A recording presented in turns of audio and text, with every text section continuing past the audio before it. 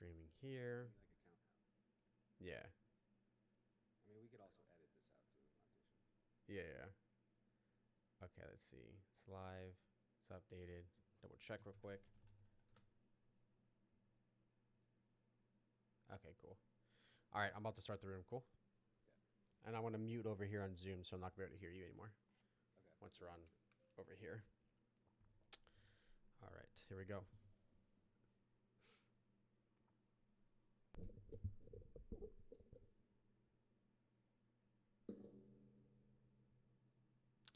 Yo, what up, Cassidy, Jaleesa, everybody else? Let's see. What up, Boomer? What up? So, for everybody who's joining, we're kind of obviously waiting for more people to come in. This is Boomer. Boomer is the guy who's always in the shadows, yet never says anything, never does rooms, never goes on stage, but is crazy good at copywriting and writing better. I don't want to minimize it as a caption writer. He's not a caption writer. He's literally a fucking copywriter. But I think one of the biggest things that I've noticed for myself personally is how much of a role copywriting plays, not just so much for your captions, but for your storytelling and for these things that really truly matter in the very big scope of things. I feel like people spend all this time creating the perfect video, creating the perfect post, doing all this stuff, and then you look at their caption, it's like, tell me you're blessed without telling me you're blessed, and then 30 hashtags, and it's like, what? You were there. You were right there, but you just dropped the ball and kind of made it fucking boring, you know? So two things we're going to do, or actually like three things. One, if you go on liveonclubhouse.com right now, the premise of what we're going to try to do is you can come on stage. Boomer's going to do it two different ways. He's going to talk about some principles and then look at your actual captions. Anybody who wants to come on stage and then help you hopefully rewrite it, you know, tweak some things here and there, help you out so that hopefully when you write your next post or your next thing, you can see the actual conversion event, you know. So if you go right now, liveonclubhouse.com, you'll be able to see my screen where we'll be looking at your profile, that post itself, and then on the other side I got a Google Doc open where we're literally going to in real time rewrite it out, give some pointers, give some tips, give some advice so that you can truly get the most out of this. And then Boomer has some stuff too that he's gonna just kind of toss and give away to you guys. So if you DM him on Instagram, maybe the word copy, he has a bunch of prompts and things that you can kind of go off of. It's no like upsell funnel bullshit. It's like something like more legit, you know. So that being said, two things. Come on stage if you want to, like, you know, have a Boomer dissect your copy, help you out a little bit more. And then Boomer, if you want to do kind of like a little quick intro, tell us about like what we're going to be doing, your thought process and all that good stuff. Yeah, thanks, Michael. It's true, I rarely get on stage. Michael dragged me on here, but here I am. So I'm Boomer Cruz. I'm the lead copywriter at Salesforce. Just real quick, I've worked on a number of, brands that we all know. You can check my bio for that stuff. But yeah, I really wanted to, I don't normally write Instagram captions. My team typically does that, but I just wanted to get on here and just give some tips. And really what I wanted to focus on for Instagram for the purposes of this room is really one of the most important parts of your caption. It's just that first line. It's just that first hook. Like, how are they going to read the rest of the copy if they aren't interested in that first line? So that's what I want to focus on for this room. And let's just get right into it. So real quick, just to kind of give you guys notes, again, go on the website, liveonclubhouse.com. It's going to be the best experience because you'll be able to see what we're looking at. You'll be able to see the different structure and where things are being repositioned. But before, just to give some kind of insight, before I met Boomer, I was writing my own copy. I think I'm okay, but I definitely am not like, I don't got that sauce. You know what I mean? Like I got like the rice, but that's it. I don't got no butter. I don't got no seasoning or nothing like that. So what I've been doing is I've been bugging Boomer and I'm like, hey, what do you think about this? And then Boomer just will be like, yo, switch this, move that around. And if you're looking at my profile and you go to my recent one, I got like 180 comments from a post that I posted a day ago. The other one I got 183, 115, 173, which is for me a lot. I only got 14,000 followers, so it's not really that many, but all the people are hyper engaged, hyper interested. I get a shit ton of DMs. I had like 7 people in my last post ask me like, are you writing an ad with this? The copy's so good. And I'm like, no, it's just literally a post. So yeah, that being said, did you want to like for anybody who's in the audience, if you want to come up, we could take a look at your stuff. And then Boom, I wasn't sure if you wanted to start off first with like some kind of premise of some sort of like these are the best practices to do. This is what you got to get into, or do you just want to like look at someone and kind of go along as we do it? Michael, what do you think about showing the before and after of that one post that I helped you out with? Maybe just kind of see exactly where we started and then where we ended up and what happened. All right, hold on. Give me like one moment because I gotta go find that original one that I wrote. I might have low key kind of like deleted it because I was like a little bit embarrassed of what it was. Let me see. Hold on. Let me try to find it real quick. Yeah, go for it. While you're pulling that up, I mean, just to kind of get this conversation started, just to kind of I like to get tangible fast here. So like, I would say there's a lot of different ways to make your post interesting. There's a lot of different themes there's a lot of different emotional levers that you can pull. But I'll say that I think the top three. I'm gonna venture to say the top three are if you talk about something new, if you talk about something elusive, and if you talk about something painful. Those three things are easier, surefire ways that they can be relatable to your audience. So, I mean, without further ado, I think maybe Michael's not. Didn't, did you find that stuff or? I'm gonna be honest. I think I did delete it. I'm like right now searching through my Google Drive. Just know that I had a really bad piece of coffee that was not gonna convert, and he just told me to do one line, change it out, put that in the front, change a couple of sentences in the middle, and it just flowed better. And I did show it to quite a few people beforehand, and they're like, "Oh, it's really good." But then when I showed them the second one, they're like, "Okay, that's so much better." And I was like, "All right, thanks." Like just shit on my work and hype up Boomer low key. But yeah, I'm not sure. Maybe just in this case, let's just like go through people's stuff, check it out first, and then maybe you can kind of show best practices in between, and then yeah, maybe just show an example of what you do. Yeah, let's do that. Let's dive in. All right, so whoever wants to unmute first, we can kind of do that person. Hey, Michael. Yeah, what's going on, Mike? Good name, by the way. Yeah. So, did you want to look through the Instagram or Thank the you. TikTok? Michael,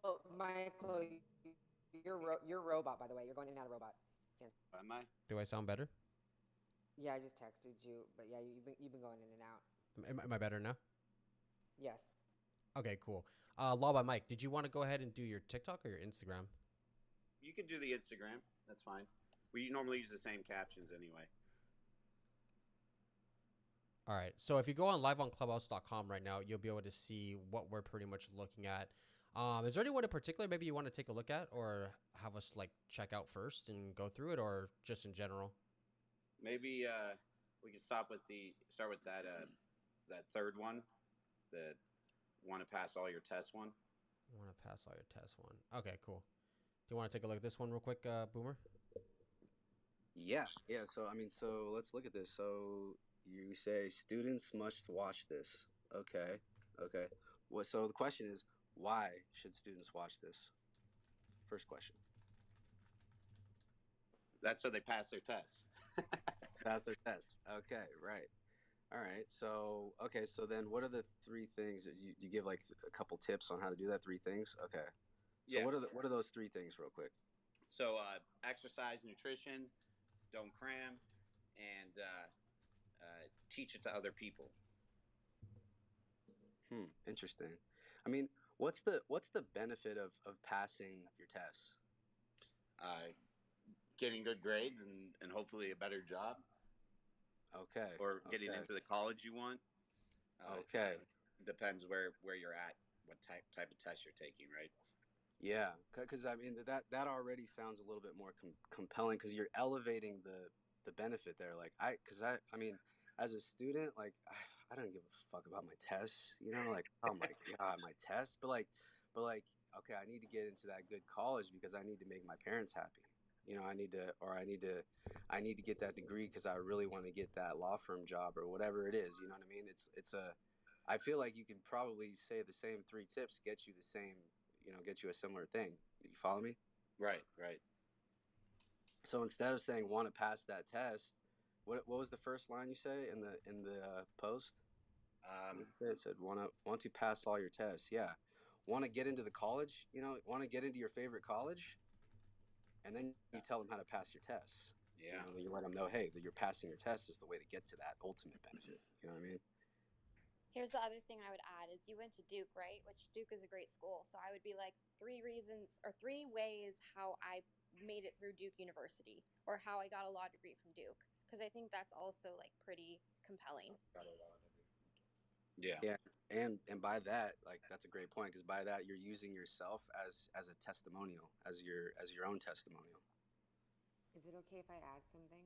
Please do, Of Cassidy. And I haven't course. talked to you in so long, and I'm so glad we're on the stage together. Go for it. This is Cassidy. First of all, Boomer, I was just texting Michael. I'm like, we do, we're in a similar space, and I'm like, I have just absolute respect for you, Boomer, Michael, Kiara. Instead of maybe even, using the word Duke, I speak legal too, top tier law school, so that you don't alienate the people like me that don't like Duke. But keeping it vague. I mean, top tier, for those people that are in the legal, to be a top tier, it's going to help you get into obviously a much better law firm. So keeping it a little bit more vague and not niched down, especially as it pertains to law. Now, what do you think? Maybe if I want to make it more general, so it applies to everyone trying to go to any type of college, would it be better just to say top tier college or school? Yes, I mean, but Boomer's gonna. I just wanted to just add the part where I'm like, if you say Duke, like if I say USC, there's just, Right. people at UCLA, they're like, F you, and did your parents put you on crew, and pay for it? So Right. I'll digress the rest. I won't speak up again probably because Boomer just is the shit. I appreciate that. Too kind. No, I would. I actually was gonna say the same thing, Michael. I was gonna say the same thing. Like, want to get into a top tier college. I mean, I guess the thing is, like, by that you're assuming that every single person wants to get into a top tier college, Hmm. which may not be the case. I mean, maybe you just want to go to your favorite school, or like maybe you just really like the local college and you want to get into that local college. Maybe it's not a top tier school even, but it's just like the school that you want to go to. You know? Yeah. I think one thing that's worth mentioning too, and I'm not going to pretend like I know copy, so Boomer, correct me if I'm wrong here, but I think using certain words too that have like a negative frame in our mind is something that we probably want to avoid. So it's like pass your test. I think everybody that's ever done a test, it's not like that happy experience. I think it's like that initial like, ugh, no, I'd rather not. So I wonder if even like going to that point of like thinking, is the language I'm using going to invoke or nudge the emotion that I want to get from them to be excited versus like, I don't even want to take a fucking test. Forget a test in general. But I don't know if that makes sense, Boomer. I'm sure you can elaborate more eloquently. Yeah, I mean, the thing about tests is they're fucking hard and like they're just a pain in the ass, tests all around. So like, I mean, want to, it's like want to crush your test with ease. That because that kind of addresses like it's not going to be hard anymore, and it's also like going to help you crush the shit out of it and not just pass it, but actually like do really well, like exceed just passing. You know what I mean? Yeah. Absolutely. And I just noticed you did go to USC, so we're actually good. I'm like, oh, Okay. you're the best of both worlds. Perfect.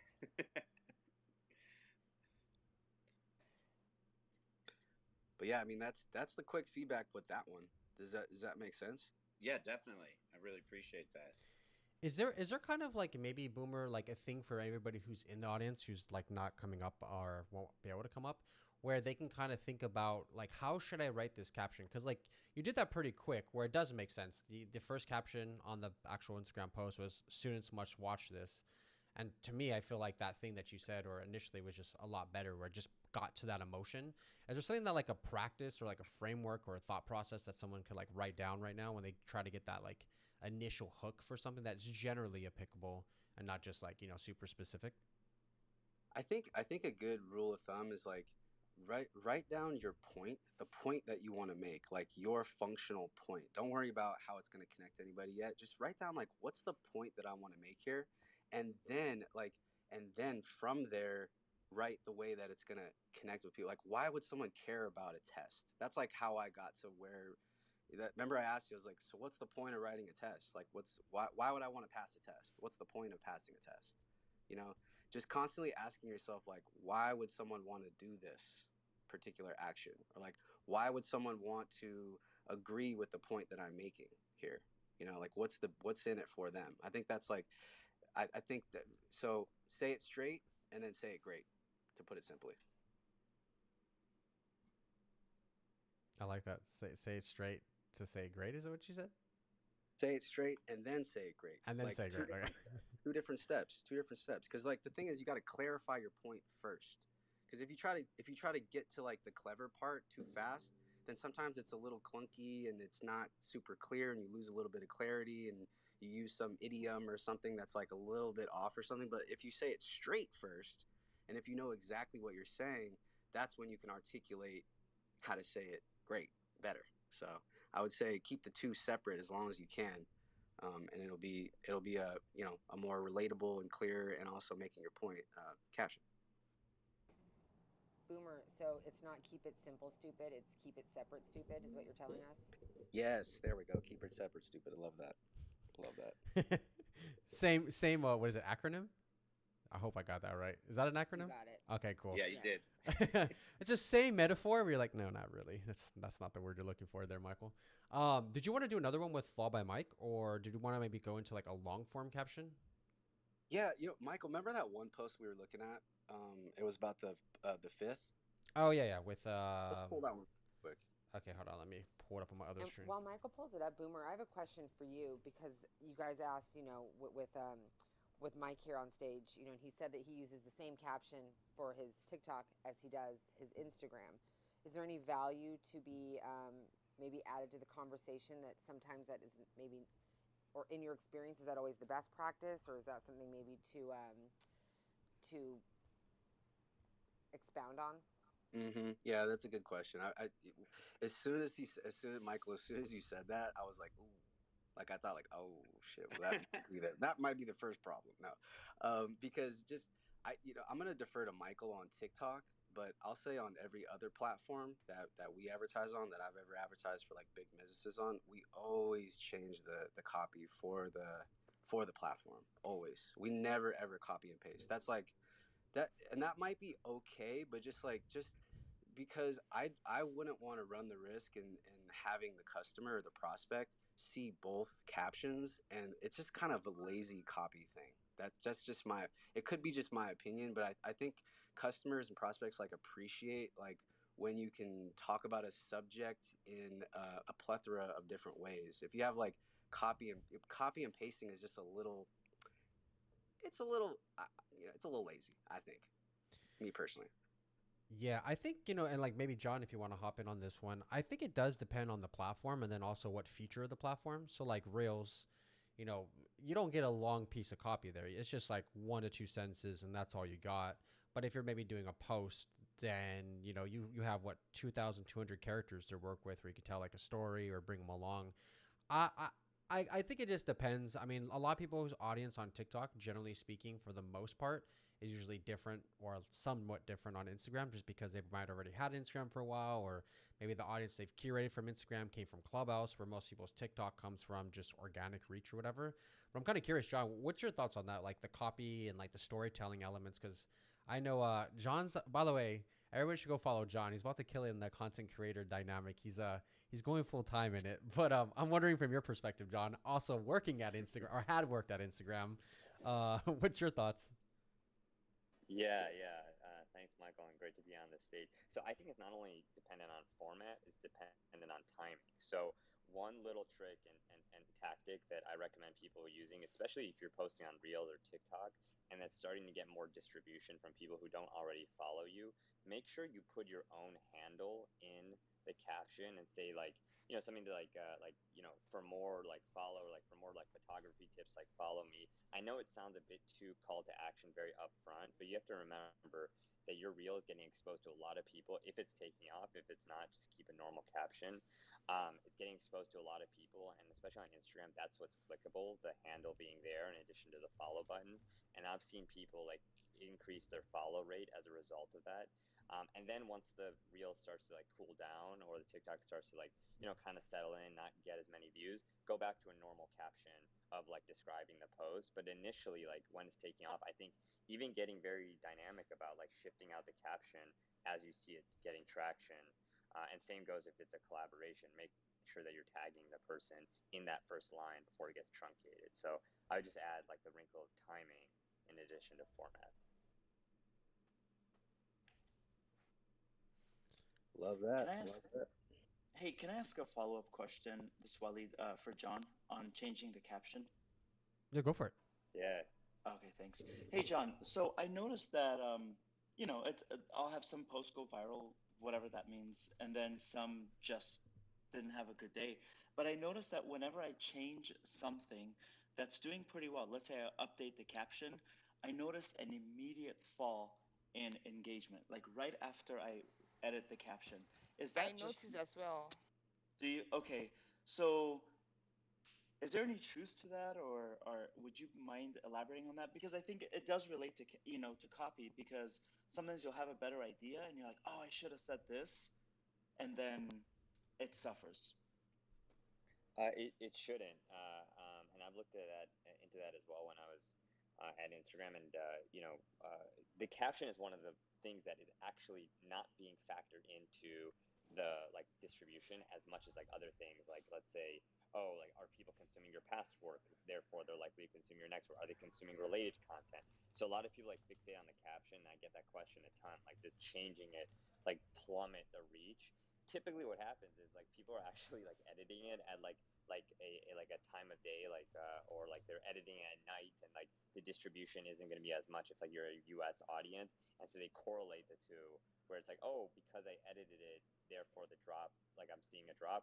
Or it's like times where like they've edited it and it didn't drop and they don't always remember it. So there's not like a correlation between those two of like editing a caption after it gets posted, and you could like have at it in terms of like tweaking it. Thank you. Did you want to go ahead and take a look at this one, Boomer, on the website real quick of Law by Mikes? Yeah, yeah. So the post we're looking at is it says you all ask me about the fifth, so here's the answer. Okay. All right. So a quick edit to this, just to build a little curiosity here, because I think this could meet the same end. It's just building a little bit of curiosity in the beginning. So you could say something like, just off top, like you could say something like, before you plead the fifth, answer this question, or before you plead the fifth, read this post. you know because a lot of people are thinking about pleading the fifth, and it's true. That's why they're asking you, Michael, to, like, oh, should I plead the fifth? Should I da da da? Should I, and it's like, before you plead the fifth, answer this question. And if I'm thinking about pleading the fifth, you bet your ass I'm going to read that rest of the post. Does that make sense? Definitely, definitely. That's a good point. I like Michael. I like how you spelled fifth, F-I-F. It's a shout out to the Dave Chappelle skit. I don't know if you guys remember the Chappelle show where he pleads the fifth, F-I-F. No, but this is really great stuff, Boomer. I appreciate it, and Cassidy too, and John. One question: should we always, just on a general matter, be looking at how to present the benefit in the caption? It seems like that's kind of the general trend I'm seeing. Yeah, I mean, like in this case, you're kind of hinting to that you're about to give them the benefit, but you're just being kind of specific about the premise of the benefit that you're about to give. Like, does that make sense? Because really, you haven't given the answer yet. You haven't really given the benefit quite yet. You're just saying, hey, before you do this thing, like, you're gonna wanna read that. You're gonna want to know what I'm about to say, basically. Right. That makes sense. Teeing up the benefit. I think that's probably the best way to put it. One thing that I found really interesting too about like just getting more into copywriting is like I feel like it shapes your mind to be able to think differently and to express differently in a way that's coherent and more concise. I like how I said that, and I like totally just stuttered. uh, More coherent and more like concise, but then also like how to We get actually. you though. Yeah, you're like, are you sure you're coherent? But no, just like in the sense of like even for like Clubhouse, when I've talked about things, I've been thinking differently more that I've been trying to practice better at copywriting is like, how can I unmute myself and say something that's going to get the most impact or pull people in? So I could be like, that's a great question about Instagram stories, where it's like, oh man, I had so many people deal with that, but when we fixed it, oh, it was such a great feeling. Like even that little slight change, I've noticed people have been like, yo, that was a really good answer. But in reality, it was like, I just knew how to articulate a little bit better. So I think for anybody who's listening, just maybe getting better at your copywriting and captions and stuff like that. It might seem like something that's just very simple for social media, but I think it's a skill set that's like profoundly transferable in every way. Like, John, I'm sure for you, like, when you're writing out like scripts and what you're about to say for your interviews and stuff like that. Like that's copywriting. You know what I mean? You're not just being like, hey, what's up? What do you want to talk about? You know what I mean? Like you probably have a flow to it. So I don't know. I feel like that's worth mentioning to everybody. I agree 100%, and I think it comes down to respect. Like, I think it's like putting in a lot of your time for seconds of somebody else's time, you know? And I probably script out and write things way more than other people, but I really believe like people who are the best writers are probably the clearest thinkers, right? Because you're putting in that time to respect somebody's ears and eyes, if they're watching or consuming your content. So, dude, I could not agree more. And I'm bummed I have a 1 o'clock meeting because I just saw this room, and I know Michael and I were chatting about it before, but hope to do this again next time or pop in if things are still going after my meeting. But pleasure. Wow, I'm losing my coherency as well. What's going on? It's contagious. It's contagious. It's authentic, guys. So That's the key. vulnerable of you. Mike, Yeah, I so want vulnerable. Yeah. Go for it, Kiara.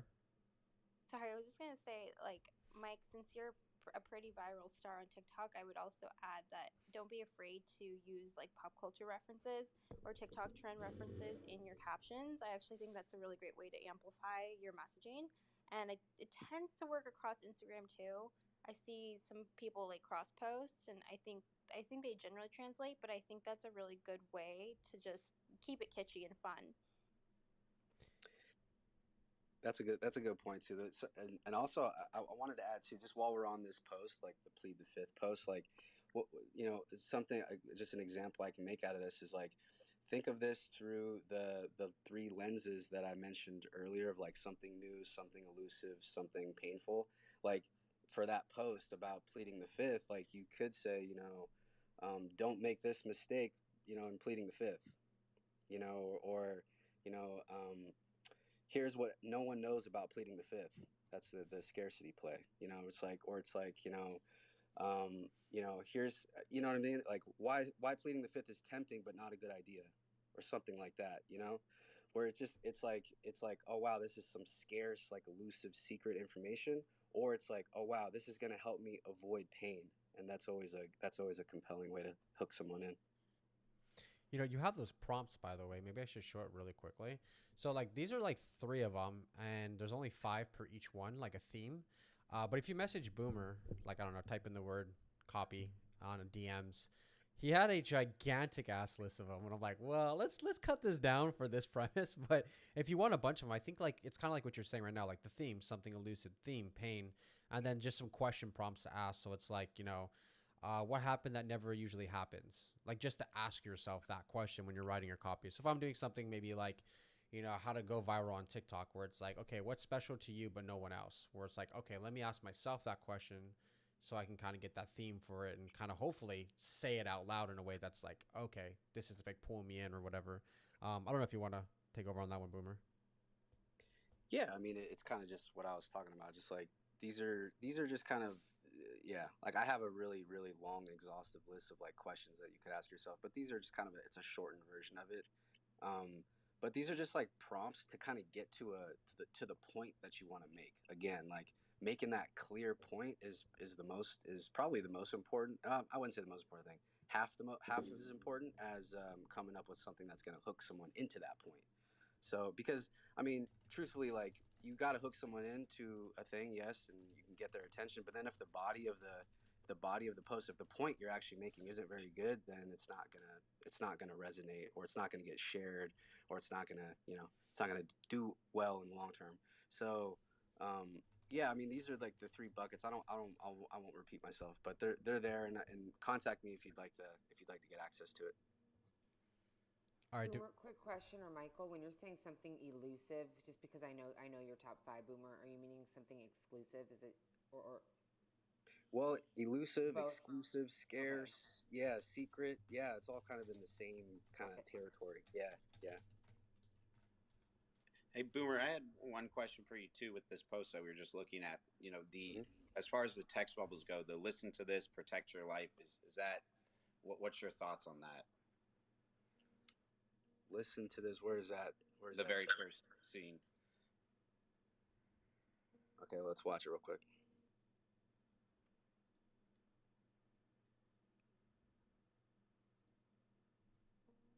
Okay, listen to this, protect your life. I like listen to this. Actually, it kind of it confused me a little bit because it's almost like when someone says trust me. I'm like, why are you telling me to trust you? Are you lying? And or should I not be trusting you? You know, like should I not be listening to this? Why are you asking me to listen to this? I have volume on my computer. I mean, I just clicked play. I mean, I'm ready to listen. I mean, what do you? It's like I think it's a little redundant. I feel. Is there anything you would change it to instead of? I'm like actually pausing in between so we see this like text on each like frame. So the first one says listen to this, protect your life. By the way, if everybody's confused, like what the hell are they talking about? If you go live on clubhouse.com right now, there's literally a screen sharing of my computer right now and you're able to see in real time what we're looking at as well as a Google Docs and stuff like that. So if you're trying to understand like what are they talking about, listen to this. We're looking at the copy that's inside of the video, like little prompts that pop up on TikTok and real videos. So for anybody who's just super confused, that's what we're talking about right now. But the first frame says listen to this, protect your life.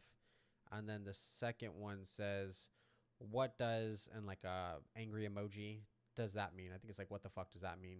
Lawyer explains Fifth Amendment. The what the fuck does that mean is better than listen to this because at least it like adds something. At least it what it does is it kind of implies or it shows that you understand like yeah you didn't know what that meant. So I'm with you. You know I understand you. I just told you something that you didn't understand. What the fuck does that mean? Okay, let me break it down. Right.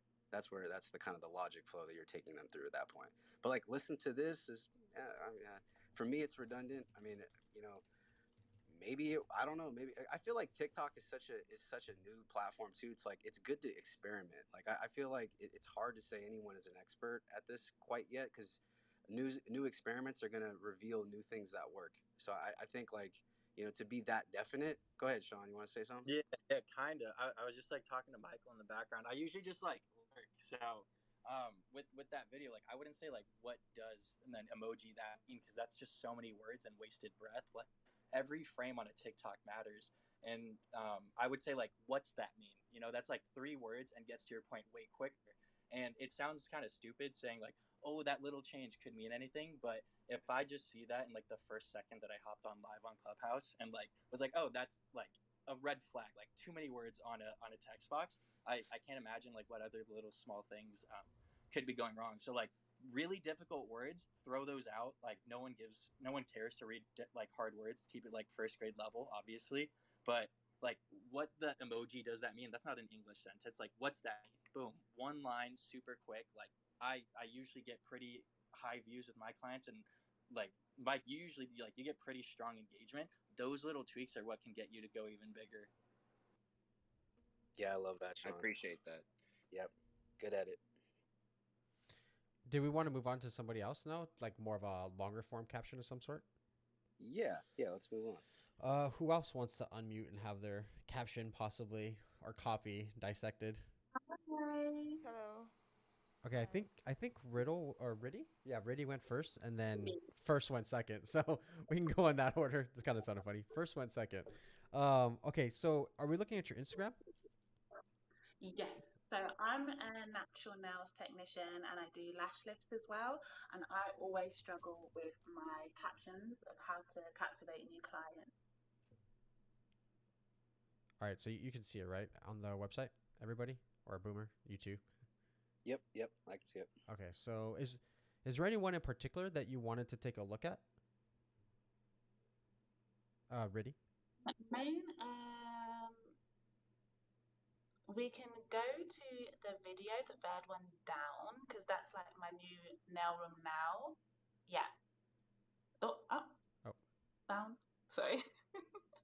The one that says gifted nails with a video playing. Scroll down. Not that one. The just below. So it's in the middle, the third one. okay, yeah, the one with like the flowers on it, right? Yes. Okay, cool. All right, so what I'm gonna do is I'm gonna go like this. Let me do one quick thing, everybody. Gifted nails. Make a copy. All right, delete it all. Okay, go ahead, Boomer. Okay. So this one's the why this isn't a super compelling post is pretty glaring. So, so the reason I say that is because right now it says, okay, welcome to Gifted Nails UK. We specialize in natural hair and lashes, lift, and tints. All of our polishes, our vegan, over da, da, da, we, us, me, and then finally at the end it says, can't wait to meet you. Finally, you bring the viewer into the conversation at the very end. So the first suggestion here is let's talk to the viewer directly in the first line. In the very first line, let's connect with the person first. If you read the book How to Win Friends and Influence People, it says like you have to demonstrate that you understand someone first, and that's a way to unlock them into whatever you want to do next. So the first thing to do with this is to figure out what to tell someone out the gate. So what's the point of this post? What's the goal of this post? So I revamped my nail room, and it's basically to show people what it's like, especially during with like COVID times and just like the procedures and stuff. Yeah, so it's Okay, just so is it basically so the so nail you've room. right. So you've made upgrades to treat your customers better. Is that right? Would you Yeah, say that's right? Okay. So maybe it's like, have you ever felt like a queen? We specialize in natural hair and lashes and tints. Da da da. You know what I mean? What do they want? What are they going to come to you for? That's the question to answer. So what do they want when they cut? What do these women want, or men too? But probably I would assume too. What do people want when they come and they get their nails done? a pamper, feeling good. Yeah. Right, right. So maybe it's like have you ever felt like a goddess? You know, well now you can. Clicks finger. You know what I mean? Yeah. So it's just it and these words like I don't these words don't get married to these words. Get married to the thought of okay, what do they want? What's bringing them into my salon? Lead with that first. Lead with that first, and they go, yeah, because I mean I'm not a scientist, but I do understand NLP a little bit. Like neuro linguistic programming is what it's called, and like you got to get someone nodding before they want to hear about you. They want to hear about themselves first. Does that make sense? Yeah, I totally understand. Yeah, so that's the quick. I mean, we could sit here and we could probably write the whole post, but like I for this room, I think it's most beneficial to focus on that first hook. And so in this case, like your first, we kind of have a couple of examples there. Have you ever felt like a queen? Have you ever felt like a goddess? Now you can. Something to that effect is going to make this post perform much better off top. Quick question for her. When you said like there's a lot of R's and we's where she's talking about herself and her business, how would Hmm. you switch those words out and reposition it while still being able to talk about the business and what she has different without saying like we have this and that? Like how do you switch it but still convey that message? Is there any way that you maybe like suggest to like rewrite those words in a sentence or two? Yeah, I mean, you know what? I'll share I don't love formulas. I don't really love formulas, but actually for Instagram captions, they sometimes work. So like with this one, it might fall into the ARCS formula, ARCS, which is ask a yes question, a question that you know for sure that they're gonna say yes to, and then the R is relate the benefit to them. So relate, say, so I'll give you an example in a second, and then the C is close. So this is where you actually talk about yourself. And then the S at the end, it's arcs. So the S at the end is send them where to go. Send them where to get it. So for you, this might be like, have you ever felt like a queen? Well, if you're anything like the other 3,000, customers that we serve every day, then you will, or then now you can, or something like that, right? The next line, when you relate, you basically can work in some testimonials in a very natural way, and that actually leads you into your product and what you do to end up talking about you. Does that make sense? Ready? Does that make sense? Yeah, sorry. Totally Okay. understand. Yeah. Yeah, so it's like, have you ever felt like a goddess? Well, the other 3,000 people that have come through or the thousands of people that have come through our office, have. They walk away feeling like a goddess, da da da. And then it's like, with our, and then that's when you talk about your product. This is where you close with our updated nail tech, with our up. Oh, did she leave? Oh, I think she left. Anyway, well, arcs. That's what I'll leave the I was like trying to to that. type like a madman. I'm like, wait, she done left? I'm like my fingers are going ballistic. I'm like, yo, slow the fuck down. It's really good, but slow down a little bit. Just real quick for everybody, I just want to let you know I do type 210 words per minute. Just want a casual flex real quick. That's it. I'm gonna go on mute again. Michael. Thank you. Sorry, my internet dropped. Oh, it's all good. It's all good. I don't know if you caught the last part, but like, I think Michael's still jotting it down. But like, it's basically just asking a yes question and then talking about how that relates, how basically other customers have gotten the same thing that they're looking for, and then like why use like with our updated nail tech salon, we've updated our things to da da da, and like basically you're giving evidence of how you're treating your customers like a queen. And then at the end, it's like, if you'd like to book an appointment, head over to our website, da da da, and let them know where they can go to book their appointment so that they can be treated like a queen. See, everything that you say in the post is coming back to the first point that you made, treating them like a queen or treating them like a goddess or pampering them to the fullest extent or whatever you want to say about that. So, is that helpful? Does that make sense? Riddy, Riddy, still with us? Yes. Thank you so much. It wasn't unmuting. No problem. No problem. Thank you. If you want to, for this one, you can DM me and I'll send you this Google Doc that I just typed out. Just those little notes so you can kind of have it so you don't have to sit here and write it yourself. And then anybody else. And then if you want those prompts, the much longer list that Boomer has, just DM him that and he'll send you his like Google Doc with a bunch of things he jot down, which are just prompts to ask yourself. Kind of like what he just did right now. Like, well, what are they going to get from this? Is it something better? This and this, that, so yeah. All right. Thank you both. Did we want to go on to somebody else? Oh no, I think the next person was first, right? Yeah. Okay, and then Nitty, you want to go next? Yeah, that'd be awesome. Thank you. Okay, cool. First, is it your Instagram we're gonna be looking at, or? Uh, Not exactly my Instagram because the thing I want to talk about, that's the caption related things. It's not like a problem for me. It's just something, a tip I wanted to like give out. My issue with Instagram isn't linked to this account. It's like a page that I handle that's like on shadow ban, but that's not the topic for today. So I don't know if I could just still talk about it, or I should just go about to talk about what I wanted to talk about on IG captions. So ideally, we're just trying to do with like captions and copywriting. But if you want, I could just look up that Instagram page that you were talking to about and pull it up, and then Okay. we could do it live. Or if you wanted to just wait, I wasn't sure which one you'd prefer Okay. most. Okay, so I'll do both. The first thing I want to talk about is in giving captions. Someone once gave a tip on Instagram that if you want to have your post to be more visible, like visibility, to have more visibility, it's like when you're posting, you use the advanced setting to like um put in an alt Alt text. caption. Yeah, so I don't know if you guys already know about it before. Yeah, it increases visibility. I don't know if I tried it, but because my page is like on constant shadow ban, I don't know if that's even helping out at all. So I don't know if anyone here has tried it out. Yeah, I think that's just more for like the accessibility aspect of things for people that can't read and write and stuff like that, or not read and write. What the hell am I talking about? People who can't see or are hard of hearing and stuff. But yeah, I mean, there's rumors that it helps and that it doesn't, and back and forth and stuff like that. But yeah, it's a good point to make for sure.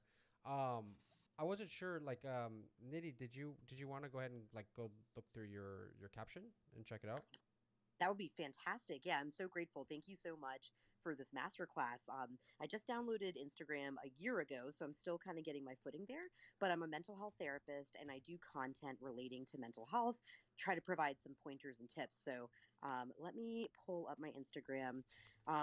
One of the ones that I think got better engagement is, well, I just posted one today. So definitely welcome feedback there, or the one that's from the week prior. Um, Is it that's the two reels, right? Yeah, the two reels. Is there one in particular you think would be a little bit better, or not sure? Yeah, I mean, let's see here. So yeah, let's go with the I would like to be able to boost the engagement even further than where it was for the reel that is talking about. Let me see, I'm trying to let it go back to the first screen. It's the second, the earlier one, the one from last week. Here's the biggest mistake. Yes, Okay, that's it. cool. So I'll pull it up and then Boomer, go for it. Okay, I'm just reading through it now. Follow me. Follow me, huh? Okay. Taking care of our mental health is so important, but mistakes along the way. That's okay. Hmm. Here's one of the biggest mistakes that we make when we're feeling down. What is the biggest mistake? Can you play the video, Michael?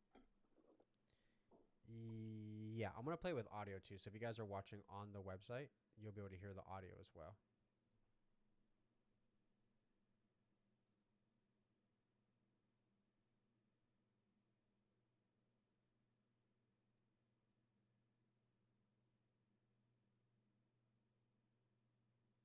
I don't know if it's just me, but I can't hear it. Me either. On the website? Yeah, on the live on Clubhouse. That's kind of weird. It might be because it's muted on the YouTube. Perhaps. Mm. Well, I can't hear it. Oh, there we go. I can't hear it. Oh yeah, hold on a second. Hold on a second. Yeah, it's by default muted, so you have to like unmute the audio player or the video player on YouTube.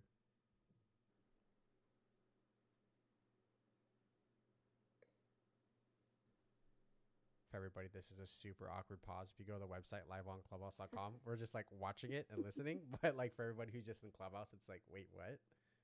I can't hear it, so I'm like trying to read it as it's going. Oh, you can't hear it at all. I can't hear it at all. So. Hold on, real quick. Hold on. Let go of the mouse. Let me see. Let me try to fix this real quick. Hold on. All right, here. I'm gonna play it again. Can you hear it now? Right.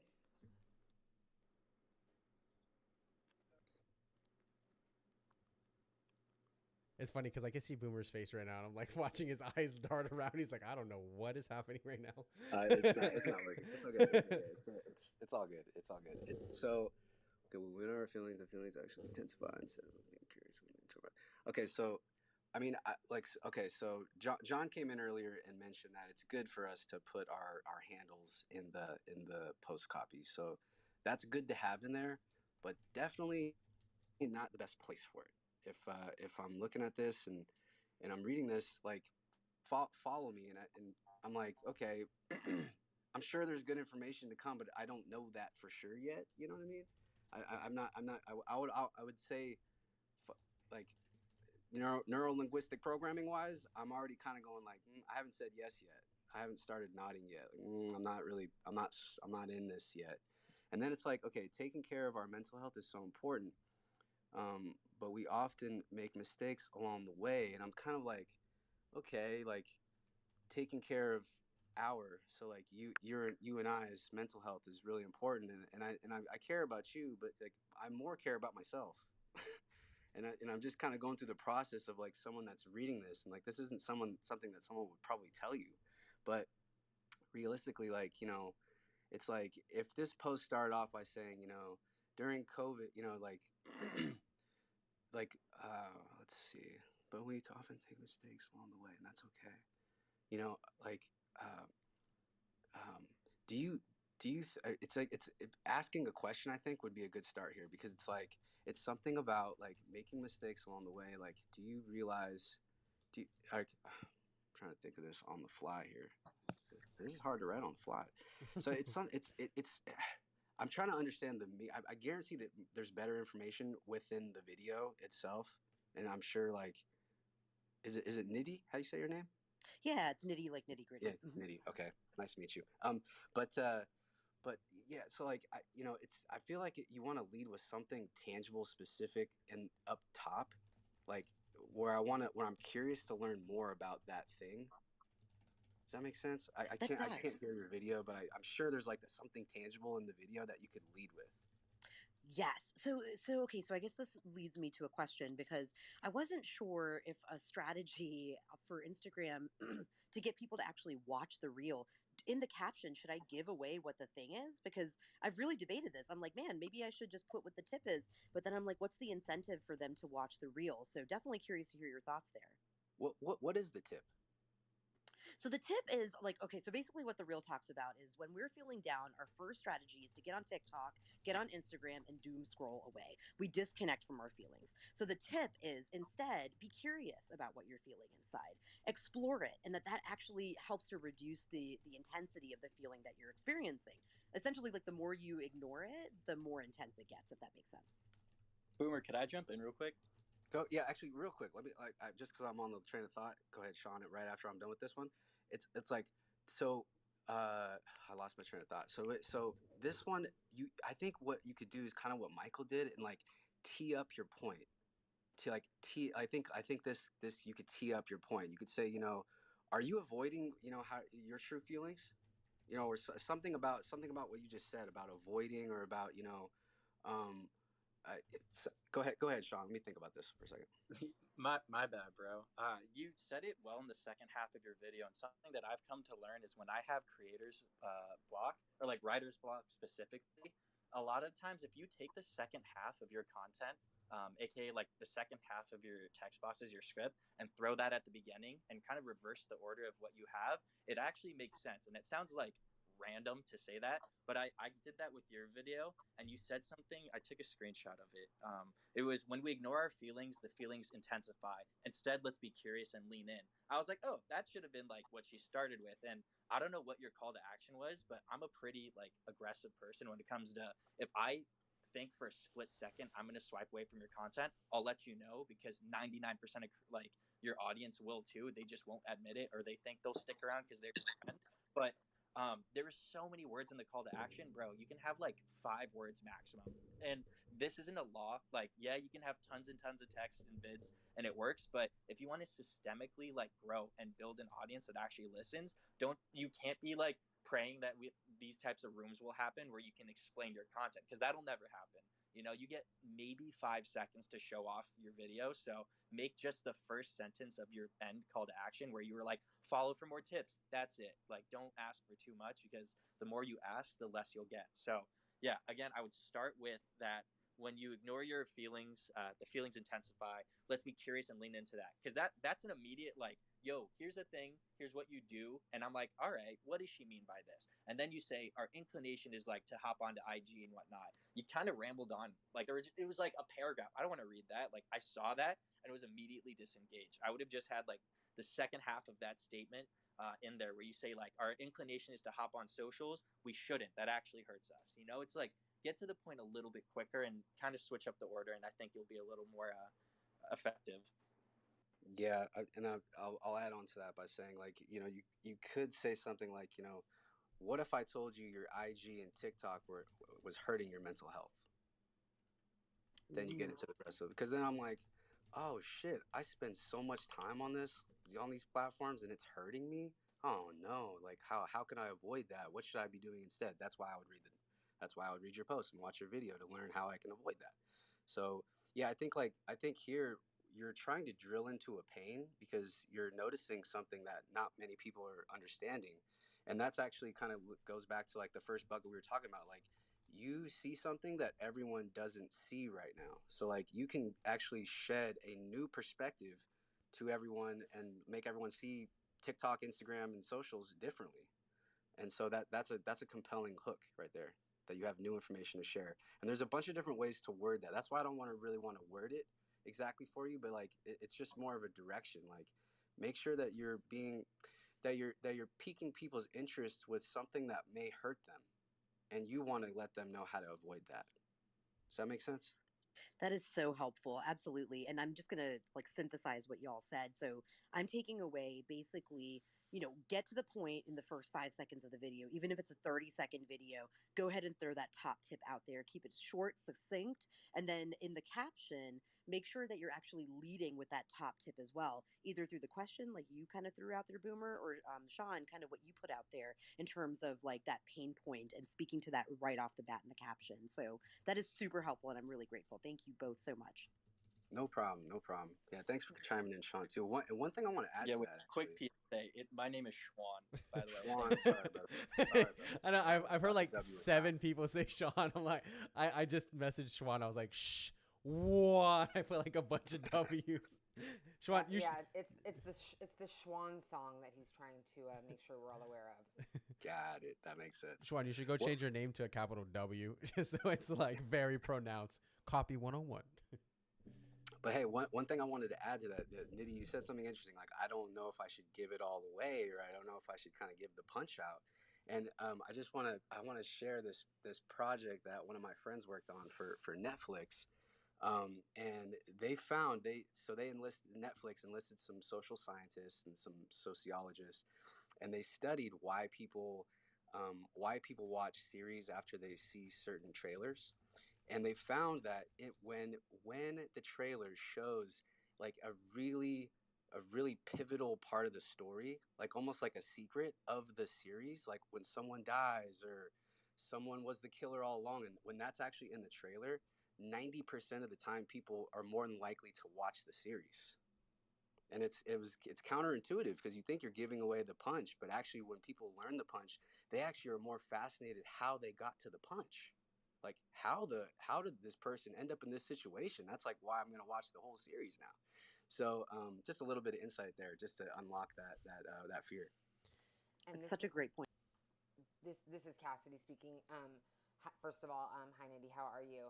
I was just telling a client the other day who was having the same problem. Like, well, I don't want to say it all, and I was just like, embrace your red hot chili pepper and give it away, give it away, give it away now. The other thing with your caption is that you, as it currently stands, and as we relate it to the video, you have comment if this tool works for you or something, or an iteration of that. But if I am not watching your video, which is something that consumers don't necessarily watch the video and then read the caption or do it in that order or do them at the same time or they do one or the other, I have no idea what tool that is because it's nowhere in your caption. And if I'm not able to watch your video or I'm not interested or I'm not at a place where I can hear, I'm like, what tool? And that actually, for me as a consumer and in my experience, other consumers and studies, is a frustration and a pain point that you're not going to be able to overcome because they're out. They've clicked out. They have no idea. And rarely are they going to go from a caption and then like, what point is it? Let me go ahead and or tool. Now let me go ahead and watch the video. You've already lost that person, in my experience, professionally. This was so helpful, and I feel like I completely have shifted now how I'm going to do these videos, and everything that y'all are saying makes complete sense. And so I was really nervous about getting the feedback, but I'm so glad I put myself out there because this was really, really, I'm just grateful. Thank you. There's there's one thing I kind of wanted to mention, Boomer, if it's cool with you, a framework, and I'm wondering maybe you can kind of talk about this. I think it kind of works good from like the coaching perspective of things. I can't remember exactly how it goes, but the idea is that you bring up something like a problem, you agitate it. So you bring up a problem, like, are you tired of being tired all the time or something like that? Then you agitate it. Oh, me too. I was always tired or whatever. And the one that I found that was interesting is that you provide like a discredited solution where it's like, oh, so you're probably one of those people that get melatonin and you'll be able to get sleep. But what if I told you that was actually hurting you more? And I can't remember what the bridge was. Maybe you know this, Boomer, but it was like bringing up a solution that's a common held belief and then disproving it somehow repositions you as like a bigger, better authority figure all of a sudden, where it's like, oh, yeah, that's what I do. Oh shit, I've been doing it wrong. Where it's like you can kind of create that bond intimately, and then you just discredit it, and then you give like the real true value. Do you know what I'm talking about, Boomer? Do you know? I do. Yeah, I do. It's PAS. It's pause. PAS. I mean, I think there's another there's tons of these out there. There's lots of variations of these, but the discredit one is it's a part of the agitation. So like, okay, the PAS is problem, agitation, and then solution. So it's like, are you having trouble? Are you having mental health issues? Whatever, and then like how you agitate that is you bring a specificity to the problem. So you kind of go into the problem a little bit. Are you losing sleep? Are your relationships faltering? Are you just feeling like an overall depressive feeling when you should be happy? you know well, and then that's when you get into like you can get into the discrediting of like, and I'm sure you've tried to go on to Instagram, and I'm sure you've tried to drown your sorrows in a bottle, or I'm sure you've tried to roll up your sorrows and smoke them, but just and then that's when you get into your clothes. but there's a better way. That's when you like turn to the solution, to you now, to your services as a mental health professional, you know, and then you can, that's how you close them there. So that's how that works.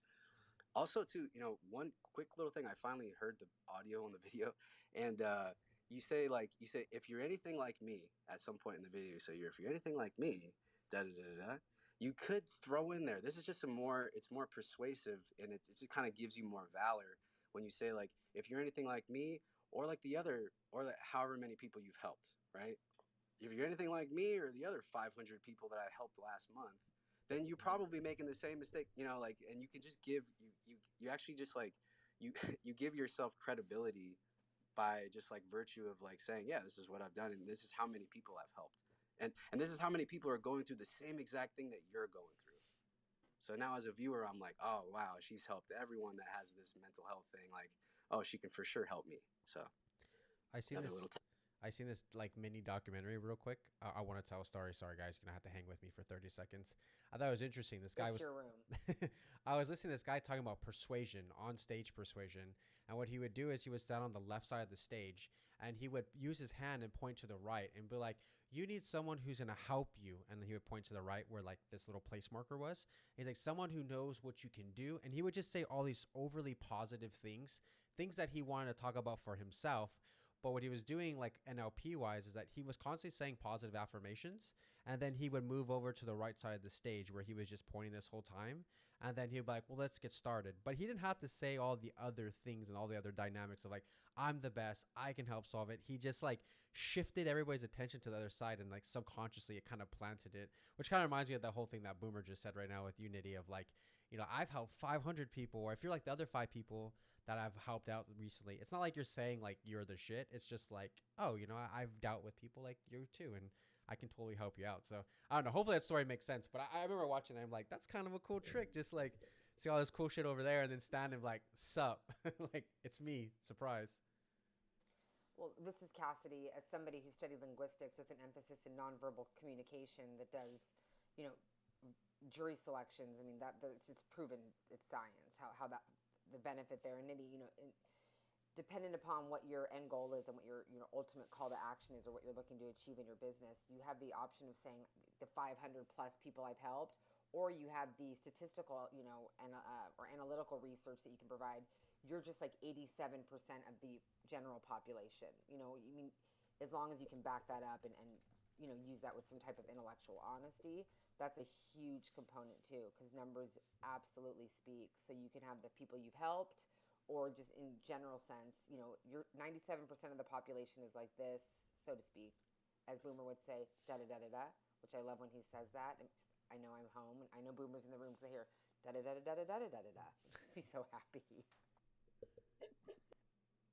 Dang, y'all. Thank you so much. I am going to do y'all proud, and I'm going to put out some really good content based off of these suggestions. So thank you.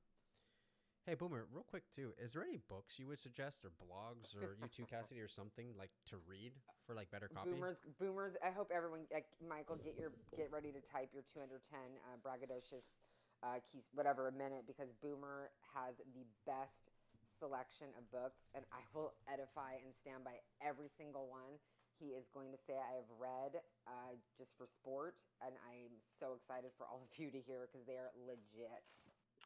Well, thank you, Cassidy, and hope that, I really do hope these are helpful, as helpful they are, as helpful they were for me as they are for you. So, the first book I would say is Breakthrough Advertising. This one's a hard one to get. It's going to be about $300 on eBay. They don't. It's not in production anymore, so it's a pretty rare piece now. But Breakthrough Advertising by Eugene Schwartz. It was written in like 1956 or something, but all the principles are still solidly true for today. And really, all the rest of the books I feel like that I'm about to say are kind of more or less derivatives from that book. That's kind of like the Bible, as I call it. That second one, a more contemporary reference I would say is let's see. I would say the Adweek Copywriter Handbook. That one's pretty good. It's by Joseph Sugarman. That's literally on Very, my desk right now. I'm yeah, rereading it yeah, again. yep. It's a good one. It's a good one. It's mainly for direct response. It's like it touches a little bit on TV and stuff like that, but it's not like creative TV. It's more like infomercial type stuff. But it's good for direct response. It'll teach you, essentially the biggest takeaway is like the purpose of your headline is to get people to read your subhead. The purpose of your subhead is to get the people to read the first line of your body copy, and so on and so on. Da da da da. No. But then the next book, I would say, I'll give you three. I don't want to overload the room. Just I'll say the last one is Hey Whipple, Squeeze This. Yeah, by Okay, Luke Sullivan. real quick, how do you It's a spell really that? it's Hey Whipple. So W it's WHIPPLE. Hey Whipple, Squeeze This. Whipple was a Whipple Whipple was a pitchman, was an advertising pitchman that used to hold toilet paper rolls, and he would like squeeze it to the camera and say, "Hey, look how soft it is," or whatever. So the book is kind of playing off of that. Hey, Whipple, squeeze this. And it teaches you, and Michael, I think you should read this one because we always talk about tension. I feel like it's baffling to you still, but like the how to use tension in your copy, in your headlines, how to take two elements and put them right next to each other that wouldn't normally be right next to each other, because that brings drama, and as we know, drama is interesting. Like that's why some of us sit in these drama rooms on Clubhouse, because it's just fucking fascinating to watch a dumpster burn. It's just fascinating sometimes. I would So anyway, never do that. that's what I'd say. Michael, don't buy that one. I actually have an extra copy, and I can just go ahead and mail it to you, or drop it off or something. Because I know kind of ish where you live. I can like throw it over a fence or something. But I actually have an extra copy, brand new, that you can have. It's one of my all time favorites. Well, thank you very much. I massively appreciate that. And by the way, um, breakthrough advertising. I might have a link for that for somebody, possibly, if you guys want that. Ooh. We'll leave it at that. I do have that book though. Was very very proud of myself when I got that one, Boomer. I was like, I actually got a motherfucking copy in my house, so it's a really good book. Schwan, do you want to say your book recommendation? Because I know it's like on the tip of your tongue. Oh, the Heroes and Archetypes, that one. I forget the actual name of it, but give me a sec. I'll Google it right now. Heroes and Outlaws.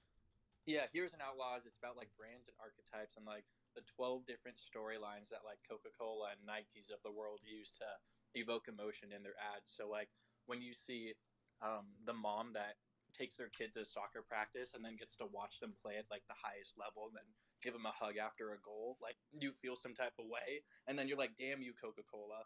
That's kind of what it talks about.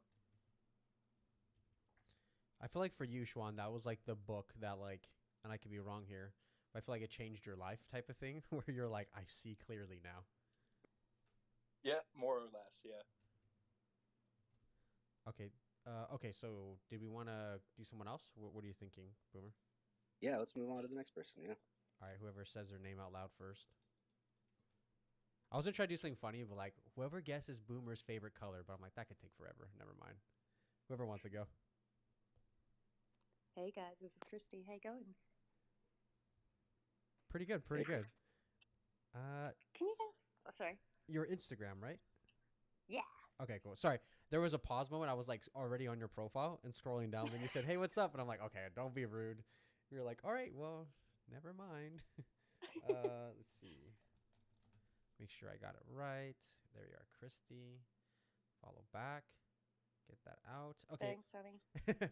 Is there any posts in particular you wanted to take a look at?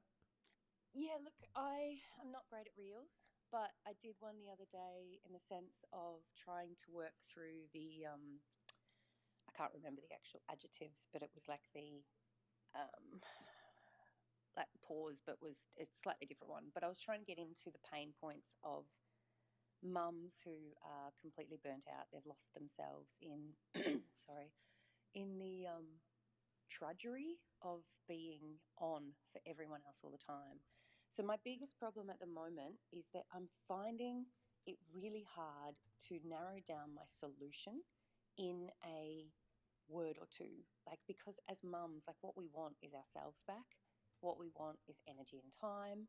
But to actually create a tangible solution that kind of pinpoints the solution to the pain points. Could you have a look at the last reel that I did and just tell me? I know I'm looking down a lot at trying to, it was so on the fly that I kind of had some notes down the bottom, and it's a pretty long one. But yeah, if you could have a look at it, I would be really honored. Thanks, guys.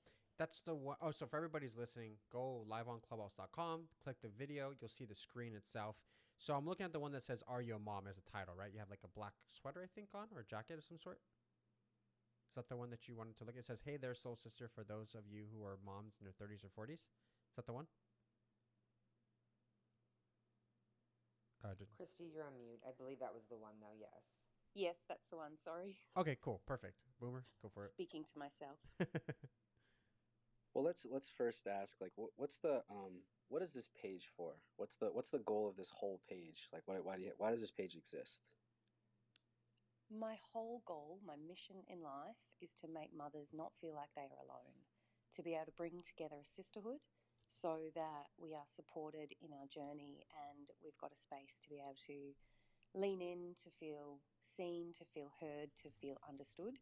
Because in the sort of social paradigm, women haven't really been allowed to be women. We have all of these roles and responsibilities that we've been conditioned to look after the house, to look after everyone else. And ultimately, what happens is we sacrifice ourselves to get everything done, to make sure everyone else is looked after, fed, cared for.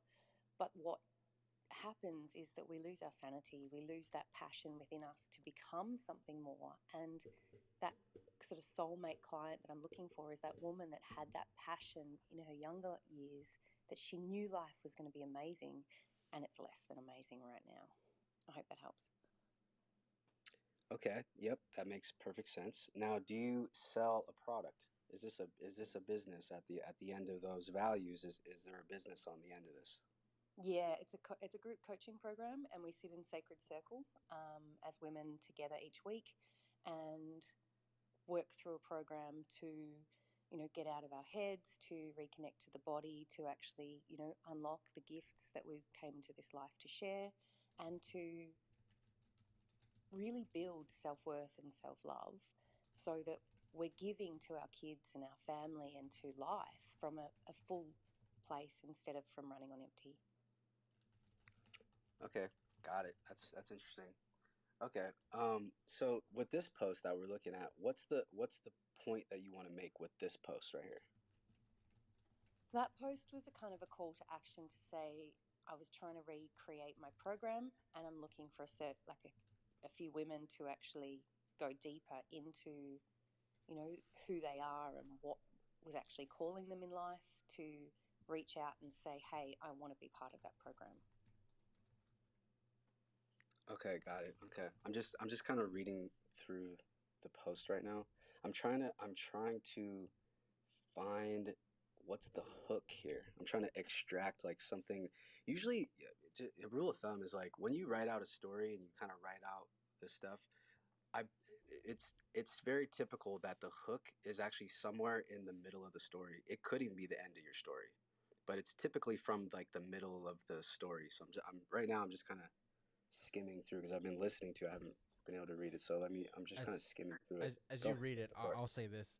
That was exactly the case for me with my recentish post. I put something like, I think in the middle of my body of my caption or my copy, I wrote like, um, so you're probably asking yourself, how the fuck do I just go viral on TikTok already? And that was exactly what Boomer said. He's like, oh, you should just take that sentence and move it at the very beginning and shorten it down a little bit. And I was like, oh yeah, that totally made way more sense. Where I didn't feel like my I guess my shitty formula when I do like copy or I try to attempt to do it is I try to think of the hook first, then I try to think of the outro, and then I just do the middle part. But now like kind of just doing best practices, I've noticed like usually in the middle I'm able to pull more out and then kind of rework the top and rework the bottom again and kind of like get to the point. Because like kind of what I think what Schwan was saying earlier is like what's the smallest way that you could say this and like get to it already, like show me what it is already, what am I going to get into, you know, versus being like what the fuck are you even talking about, Michael? Like what's the point of your post? I don't know if you want to mention that, Schwan, because I know you're like you're kind of one of the people, or you mentioned like say less like just get to it already. Can I also say, Schwan, that was an awesome change of pick. Thank you. Yeah, everyone pull to refresh real quick. Yeah, say my name correctly or don't say it at all. All right, I got a. Thank you, Schwan. I love that. Yeah, I got a billboard made of it in LA. So like that ain't even fake. That's not even Photoshop. Anywho. Oh my God, that's awesome. Yeah, shout out the artist I work with. He made that happen. I was looking at it's your latest reel, right, Christy? Like that's what we're Yeah, that's the one. Yeah, it was like three different videos all in one. Like so many different text boxes popping up in different places. Like it ends with like the text box all the way at the tip tops that says like sole purpose, and then for some reason you gave all those like text boxes, like the 90 of them that were in that video, like 2 seconds of airtime, and then the literal call to action was, and I consider myself like pretty quick at absorbing content. It was like a frame, that was like blah blah blah link. I had to watch it 3 times to actually catch it. Like, you're an expert at what you do when you say less and it achieves more for you, right? Like the more I've gotten good at content, honestly, the like faster I've gotten at it. Like you might spend 10 hours like trying to make your text boxes, bruh, I'll use a white background, black text box, slaughter your engagement, right? Like you need to kind of reduce the effects. Like my eyes shouldn't be darting around trying to keep up with where your text boxes are because I can't pay attention. There was like so many things were being said in that video. Say like a third. Keep your vid to like 15 seconds. Because if you can't tell your story in like one or two sentences, like you haven't figured it out yet. Half the time I sit on the stage and I'll hear like people try to convey their content, and it's kind of difficult because I'm like, if you can't say it in like boom, like this is what I do, this is how I do it, like super brief, it probably isn't translating that well in your content either. And I'm seeing like way too many text boxes, too many questions. The call to action at the end was like one frame. Like yeah, everything pointed to there would be zero conversion off of that type of stuff. But if you reduce it, bruh, that it'll work so much better. I so hear you. Sorry, Boomer. Yeah, Chris. Sorry. I'll just say, I'm reading this post, and I think the first sentence of the last paragraph may be an interesting place to start.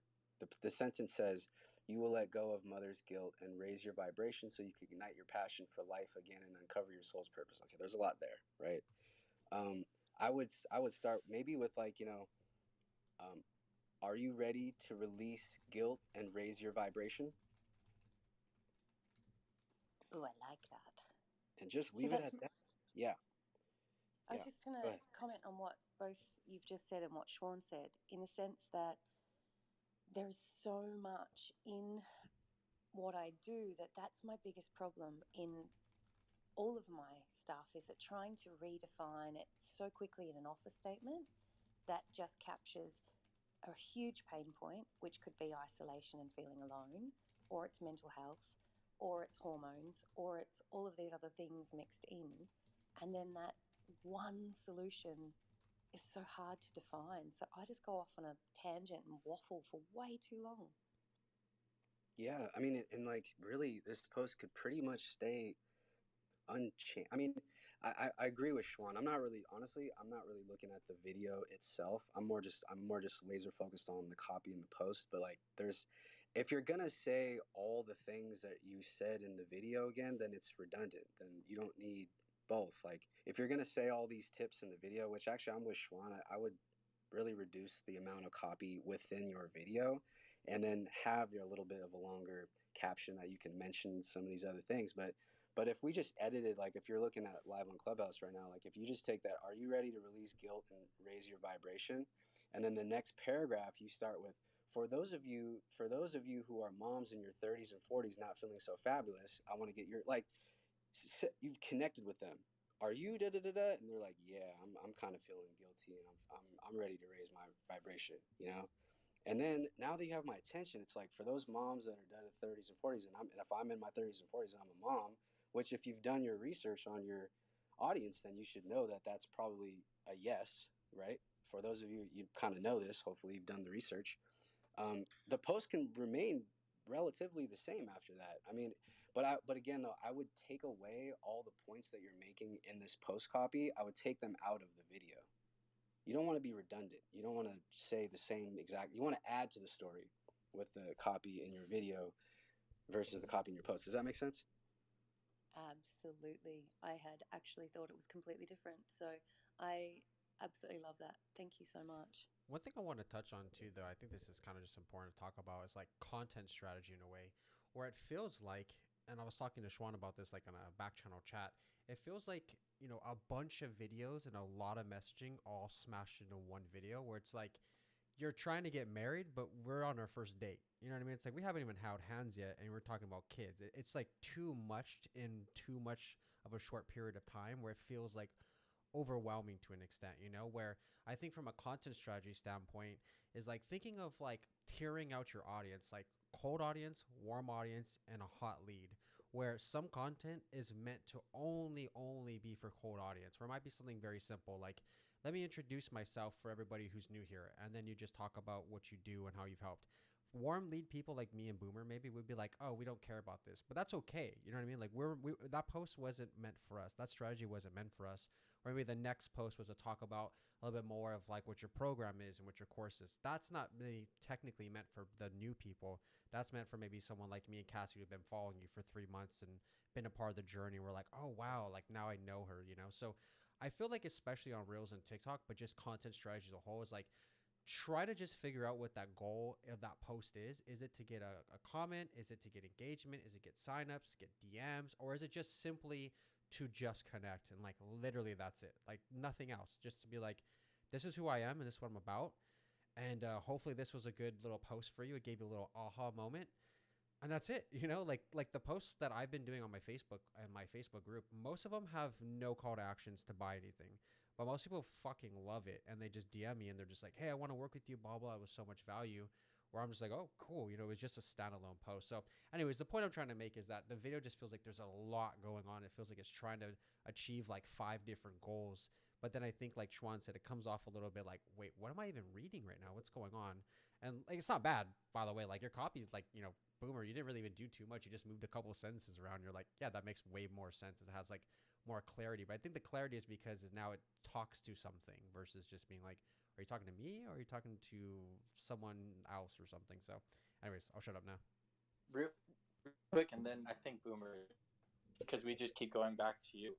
That's one of the things I learned with creators and getting them from 100,000 followers. Okay, they're pushing a million plus, realizing that they could take that content that they were stressing about and actually chop it down into like 3 different videos and then have 3 pieces of content that all performed in different ways, and we learned from that data. Like I had an artist who, he said in one video like he'd been homeless, his family was broke, and his dog had just died like a month prior, which all of it was true, and he said it all in one video and it flopped. And then we dissected his story down into like one element at a time. We were like, okay, maybe it was too much system overload on these people, right? Let's see what they actually give a shit about your story, right? And it turned out people really resonated with the fact that his dog had died, right? For some reason, like 50 million people had a dog with the same name as him, and they really fucked with that. And we wouldn't have known that because we were telling so many other stories in that same video. It hurt us. But as soon as we just talked about one element per vid, aka say less, chop your videos down to like a third of what they are, you'll see why people actually care about you, because you're at, not just you, this is like a general thing in me too. We ask so much, but focus on what is that single emotion I want to evoke. And yeah, Boomer, back to you. I think you can wrap this up. I love that, Schwan, and just to go off of what you said, like one of my biggest mentors, the dude that wrote the Got Milk commercial, he told me always give your audience one ball to catch, one ball to catch. Don't over. It's called cognitive overload, in whatever neuro linguistic. Cassidy can speak to that, I'm sure. But cognitive overload is you're just giving people too much information to take in at once, so and they remember nothing. So give them one ball to catch. You'll give yourself a better chance for them to actually remember it. And also I want to make a point about the kind of off of that point, like giving people one ball to catch. Even the way that you write your sentences, like some of these sentences have like a couple 2 or 3 different points to them and they kind of meander along, and like writing a long sentence isn't a bad thing. It's not about the length, it's about the points that you're making. If you're making one point and you need to kind of go into depth and you have some flowery language around that makes it long, that's okay. But if you're making 2, 3, 4 points in one sentence, the likelihood is going to go down that people remember what the points any points that you're making. So like one tool that you could use, it's a free tool, and it's hemingwayapp.com, HemingwayApp.com, and literally you just copy your copy. You take your copy and you paste it into Hemingway. I think it's called Hemingway Editor. Yeah, Hemingway app. If you're looking at the Clubhouse Live, see, watch, and we can put it in here, and it's going to give you a score. Go ahead and go to write. Go click on write. Yeah. And now look, okay, so this is reading at a grade level 9, and you see all that red that's highlighted there, Christy? I'm not sure what I'm looking at. Sorry. Look at go to Michael's go to live on Clubhouse. Michael, can you direct her how to get to your site? Yeah, just go to liveonclubhouse.com and Oh. then just click that giant video player, hit play, and then you'll be able to see my screen right now. And we're looking at your Instagram, and then we're looking at this app over here, or this website that's breaking down your words. Can you see that? So when I go to live at Clubhouse, where do I go from there? Just that giant video player. Just hit the video. And then you can see us like typing live, like it's like a live stream of my desktop right now. God. Okay, go for it, Boomer. That's amazing. Yeah, so this is your copy right here. So this is your copy that's run through, we're running it through Hemingway Editor, and it's telling us that it's giving us a readability score of a 9, which is probably a lot higher than it could be. And the reason why it's probably a 9, just looking at the copy, is see all the red that's highlighted? That means that it's hard to read. Actually, I think all of this is one sentence. That whole paragraph is one sentence. So even if you go in, and I think I can take control. Yeah. So even if you go in and say, I'm hearing a call to gather together in an exclusive group of Soul Mama. Period. See how now it's easier to read? Those who are ready. You know what I mean? Those who are ready. They go deep. Da da da. Let's see. I'm trying to do this with one hand here. Those who are ready to go deep and permanently let go of the emotional roller coaster. Period. By rerouting your, see what I'm saying? See where this is going? It's just becoming a lot more digestible. You see what we're doing? Yeah. Yep. I would use a tool like this because it's just gonna highlight, like, see that next sentence is like kind of hard to read. That's the yellow. That's what that means. Yep. So like you may want to put a period in there somewhere, or sometimes even a comma helps to just break it up, and it actually makes it a lot more readable. So that's just a tip for anybody in the room. Christy, you also, just anybody in the room that's trying to make their copy just a little bit more easier to read. Like this is a great tool. Absolutely, that's amazing. Thanks for showing that. And can I ask the audience one thing? Is that okay? Yeah, go for it. If there is any mums in the audience that resonate with what I'm saying, could you DM me and just let me know the solution? Like, what do you actually want? What is that outcome you're looking for, so that I can redefine my message and talk to the right people? Because I know I've got a gift to share, and I really want to get it out there. So thank you guys so much. I really appreciate all of you. This is Cassidy, Christy. What you just asked sounds like a really great beginning to a caption for one of your next posts. Yes. Okay. Thank you. So hint, hint, wink, wink. Love it. And another thing, Christy, and we're not going into analytics. For you to, I think everything that Boomer, Schwan, Michael, has been able to share with you, when you look at your analytics and you look at the percentage of people that saw your post that weren't following you, I think that if you really start to understand what that number is and make the changes, or possibly adopt some of the solutions that have been offered, you're going to see that number change in a direction that's really going to benefit you, benefit your business, and benefit a lot of people that are looking for what you're offering. Cassidy, can I reach out in the back end? And 100% always, yes. Thank you, darling. My pleasure. There's this term that an artist I'm currently working with taught like a professional coding background, and it kind of relates exactly to what we're saying, and I guess that'll be the end of it, but it's called feature creep. And he taught me that it's like when you have an idea and then you immediately think, ooh, but what about this? But what about this? And you keep adding more and more things to it, and it dilutes that original thing that you were working on to the point where you might not even be able to finish like evoking that emotion that you initially were setting out to do. So like what he would always try to teach me is in content strategy that we do on TikTok, he tries to look at, all right, this video that we made is cool, but is there any moment that we're kind of overreaching? Maybe we're saying too much, that feature creep of, did we like overstep and say, ooh, is this too much? Or like, what about this? Do we want to add this? And we're like, do we really need to add that in this specific video? Or can we take that step back, give ourselves the time to enjoy ourselves and like make another video, like not have to like beat a deadline because we want to add so much. So yeah, feature creep was like the first time I'd ever heard it defined as a term. Yo, Clubhouse, y'all hear that? Like, we don't need all this extra bullshit that we don't want. Like, it's called Clubhouse, so let's focus on clubs, not fucking random ass celebrity shows that no one gives a shit about. That being said, um, I wanted to jump to Rachel real quick. Rachel, I think it's like what time is it where you're at right now? I hope you're there. I don't even know if you can talk right now. Oh, there we are. I am. It is 5 past 10 in the evening. It's not too late. Thanks for bringing me up, Michael. Yeah, so I know you probably have to go to bed soon. Did you want to kind of look at your Instagram real quick? Yeah, I would love that. Can you, yeah, my Instagram, you can find it obviously on the bio.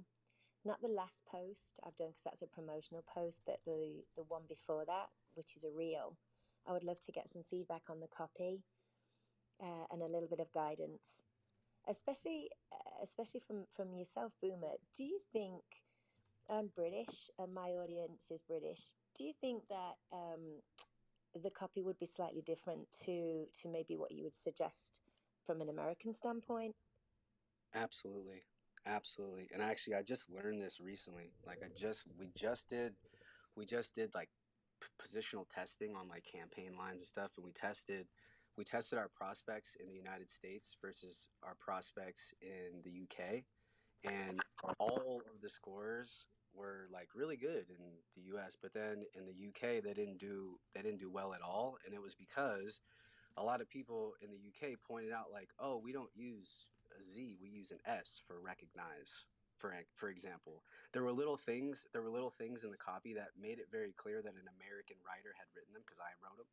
And so I don't know the nuances of UK speak, and it was very apparent to that audience, and they didn't perform as well because of that. So the answer to your question is a profound yes. It definitely matters. Oh, that's really interesting. Yeah, because I do notice on a lot of American captions, they are slightly different, not just in the spelling, but the structure of sentences and paragraphs. So it's really interesting if you could maybe just give me some feedback on mine. I know that we've just discussed that point, but it'd be really helpful. I'd love to get some feedback from you. Yeah. I'm just so we have it up right now, live on Clubhouse.com, right? Is that the site? Live on Clubhouse.com, Michael? I ran back right now. Yeah, I have to go to the bathroom, so I'm gonna be gone. Okay. I All love good. that. It's so funny as I'm looking at the copy right now. Are you too knackered? And I'm just like, that is not a word that we use here. But it's so interesting. Boomer, as you said that, we have to change our copy too, especially as it pertains to ad placement. And it's from the whilst as opposed. It's a whole different. It's a whole different vernacular. And you're right. It's not just words. It's actual sentence structures. Just all of the things, but I'm like knackered. I'm like, nope, it's not something I've heard in the last 15 years whilst walking down the street. I'm not sure if I've ever been knackered. I couldn't I'm tell you. looking into it. Yeah, I mean, Yeah. I'm Means you're sure. tired.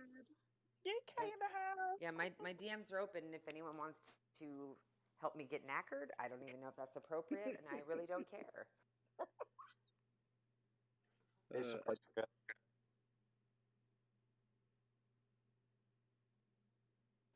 Go for it. I think somebody was going to say something.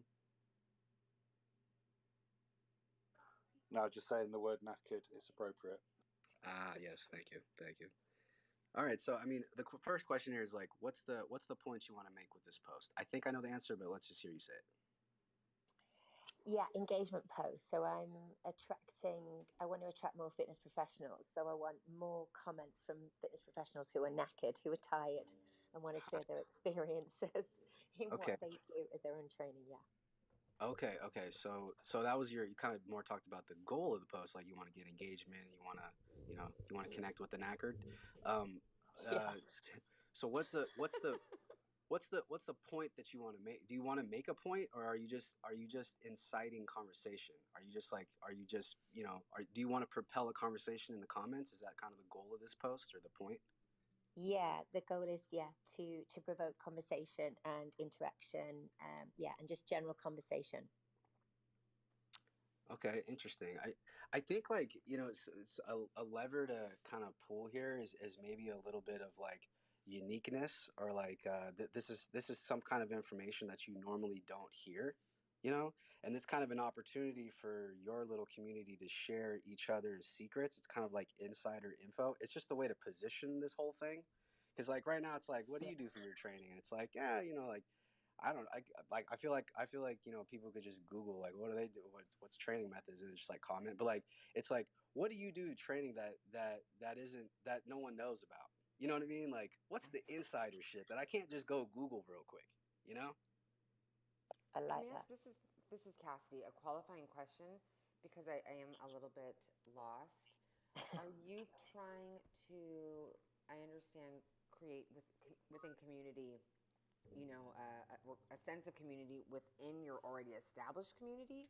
Are you looking for new clients? Are you looking to grow your community, not just with this post, but with your account in general? Are you looking to find new clients? Yeah, I would definitely grow the account with fitness professionals, grow the community, try and smoke out some of the people that are reading and watching but not commenting, and But finding out a little are bit you more trying to about make them. money with this account? Are you trying to just be just purely inspirational with no Yeah, business goal business. in mind? Okay, so Yeah, you're trying to make money ultimately and bring yeah, people in. Ah, yes, okay. yeah. That's where I was disconnected. So I'm like, all right, if we're just doing this for fun, then what's the? I don't know if maybe that helps Boomer too, or maybe Boomer you saw that, and I was just trying to find. I'm like, what's the overarching goal? But now that makes sense. Thank you. And now I'm knackered. Yeah, I was gonna. I guess I assumed that I kind of knew like, okay, this is like a fitness page. She's gonna help people with workouts and stuff. Um, but is that helpful, Rachel? Yeah, it's really helpful. Thank you, Boomer. I really appreciate your time. No problem. No It's problem. fucking annoying. I missed the entire thing. Oh my gosh, we said so many wonderful things about you. Clubhouse came in, replied to all of our emails. It was insane. Oh shit, for real? Hold on, I No. got like 9 months of emails. Hold on, I'll be right back. Boomer, I have a question. When it comes to writing styles, is there a particular manual or anything that you rely on? I mean, I come from a legal background, so I have to navigate around that to not sound like a robot for some of my clients. But do you use any um, manuals per se? Honestly, I've got this question before. Honestly, I don't. I actually don't. I don't use it. The way that I think the best copywriting is something that somebody would say, and that's kind of my bar that I go. Would somebody say this? Maybe I wouldn't say it, but would the customer say it, or would the prospect, whoever's reading this, would this come out of their mouth? Is this how they would say it? Because that's kind of the most the most relatable copy you're gonna write is entering the conversation that's already existing in the person's mind. That was the correct answer. So I knew you were going to say that. So many people are like, well, is this grammatically correct? Well, I mean, yes, you want to have proper grammar and, you know, maybe embrace a little bit of punctuation that makes sense. But I do know that I've come across when I come in and taken over a brand, and I'm just like, this is not this is not a conversation. This is not community. These people do not speak to each other like this. This is not a trade publication. This is a clothing brand. So I'm really glad that you said that. Like whoever wrote the tagline "Cookie Crisp" wasn't worried about grammar. You know what I mean? I'm sorry, I missed that. What was that again? Yeah, Boomer. Sorry, you didn't come through. Can you alliterate that? Illuminate. Can you say that one more time for all of us? Uh, Cookie crisp. I didn't. Yeah. Can you? Cookie Crisp. That's how you say it. Da da da da da. I was gonna say that right now. Shit. All right, what are you feeling, Boomer? Yeah, let's go on to maybe a couple more and probably call it pretty soon here. Yeah, maybe like 15 minutes. All right, cool. Does anybody want to go? Yes, I'd like Me. to give Hello. Okay, I seen Patsy, I seen Robert, I heard another person's voice. Who was the other It person? was me, Michael. Oh, Oh, okay. Hannah. Okay, okay, got it. All right, Patsy. We'll go with you. Go with you next. Okay, hi, and thank you so much. I am in Nairobi, Kenya, and it's a few hours, wee hours in the wee hours of the morning, and I just want to keep my inquiry short and sweet, just in line with what Cassidy shared. I hope I've said your name well. You In did. terms, oh great, in terms of writing copy for in the infotainment space, how do you draw the boundaries between being persuasive and coming off as too salesy? I hope that's clear. Or should I give an example based off Instagram? Would that help? Was that question for Cassidy? No, no, no. I was supplementing what she just shared earlier. Okay, okay. Can you? It's Yeah. okay. Just can you? Would you mind clarifying the question a little bit? My question is, when writing copy in the infotainment space, how do you draw a boundary between coming off as persuasive or too salesy when you're writing caption to convert people into brand awareness, for example? I think I would say focus on the point that you're making versus the product that you're selling. Does that make sense?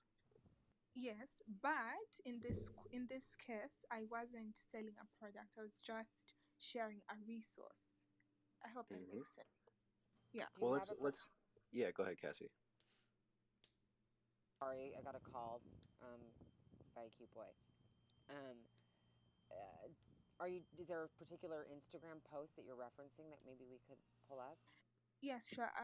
There's one uh, hmm, with with my phone, sorry, in a red top and white trousers. I should get the date. It's 2 weeks ago. I don't know if you're able to see it. Yep, got it Yeah, pulled up right yeah, now. we got it up. Yeah, yeah, that one. Patsy, if you go to liveonclubhouse.com, you'll see we're sharing our screen. You can okay, Yes, cool. I'm here. I'm here.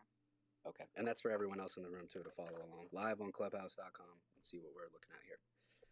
Okay, so it says story time. Okay, you've got fuel in your car and your mobile account is blah. What does that mean? What does that emoji mean? Is that like puking money? No, no, no. It's it's on ghost mode basically. Like it's vanished. It's not adding up. Okay, okay. Mm.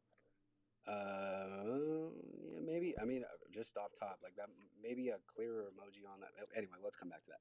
Okay, so ladies, so let me ask you just before I read this whole thing, what's the point of this post that you want to make, or what's the goal of this post that you got? I want to share a resource that can help them when they're in a money fix. Sort of what you shared earlier about the ACTS acronym, like a situation and how best they can relate. So this is like the R of it, but most importantly, creating awareness for them on how to get out of this money fix. So quick money fix, yeah. When you say manifex, what's the word you're saying right there? Money, like if there's an issue Money, of Oh, lack of money. money, money fix. Oh, okay. making it Yeah. rain.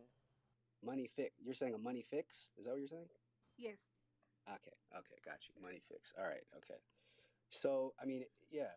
So you've got fuel in your car and your mobile account, and your mobile money account is vomiting trash. I don't. Okay. So what's the actual specific? So speak a little bit more about the point you're trying. What's the problem that you're solving with this post? So basically, what I want to share is have you ever been in a situation where you think you have money on your mobile? So here in Nairobi, we have mobile money accounts, M-Pesa, mobile money, with so many names we give them. So you think you have money on your account and you don't have physical cash, and it's time for you to pay for the item, but the fuel is already in your car. So what do you do? Do you get the dilemma? Does someone else get the dilemma? Patsy, this is Cassidy speaking. Let me, if you don't mind, if I repeat it back to you, if you can tell me if this makes sense. So for lack of being poetically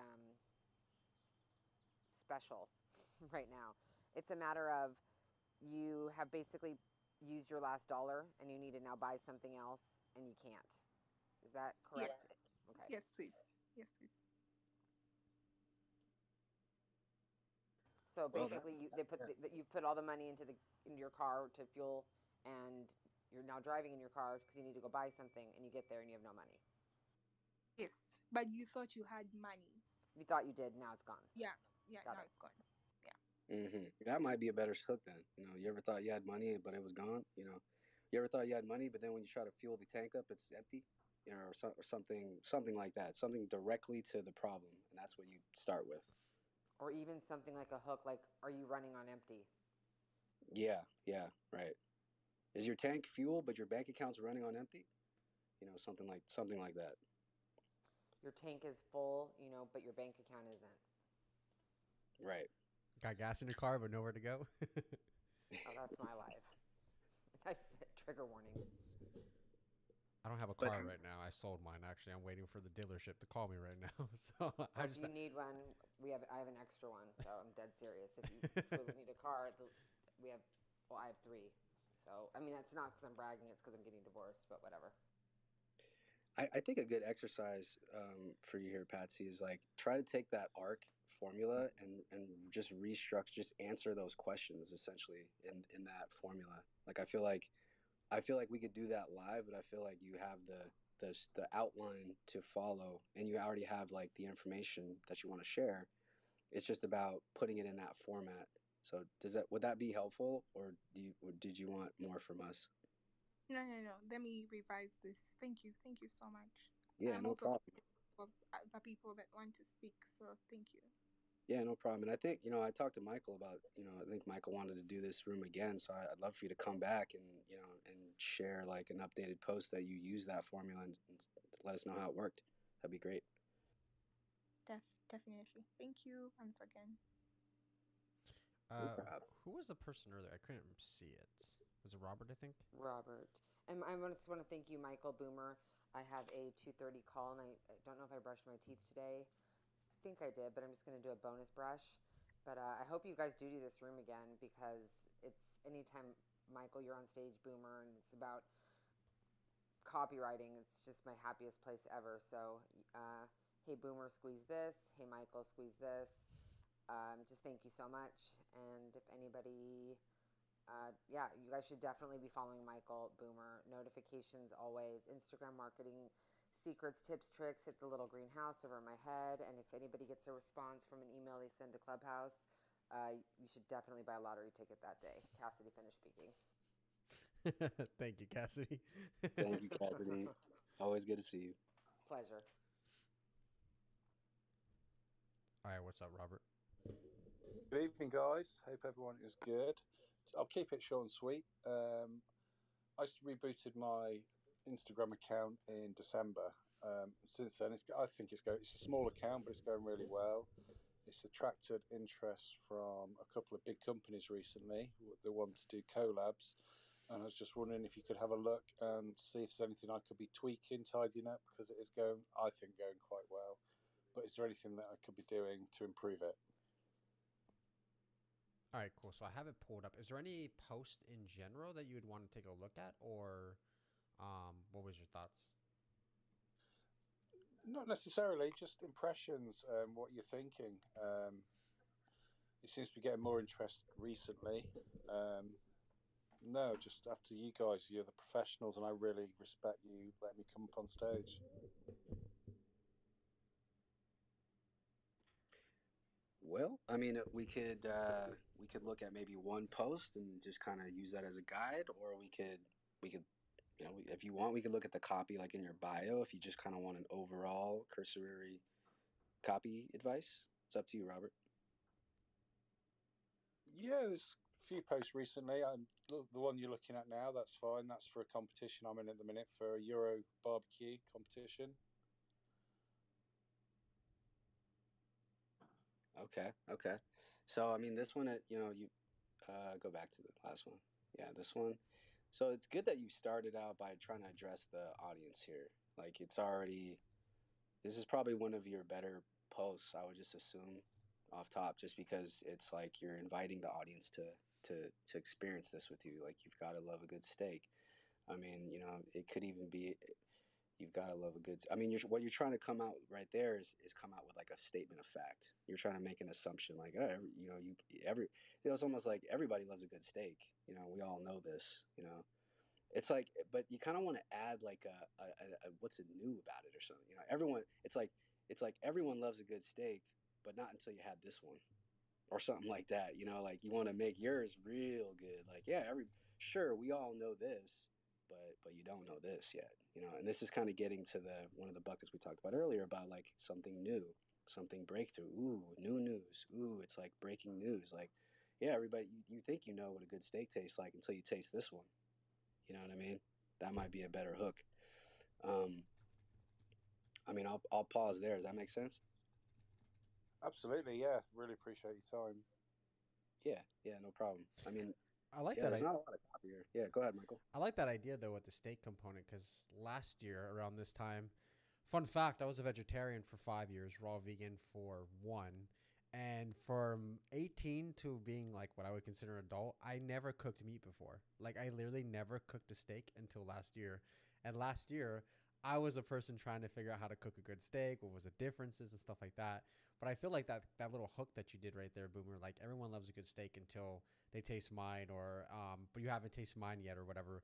That would have 100,000% hooked me in because I was like searching for like what's like I literally have cooked a steak in every single way possible. It was like it's probably horrible for my heart. I ate steak every day for 2 months for dinner because I was just practicing and getting good at it. But I like that premise that you said, Boomer. Though, like everybody loves a good steak. It's like, yeah, I do.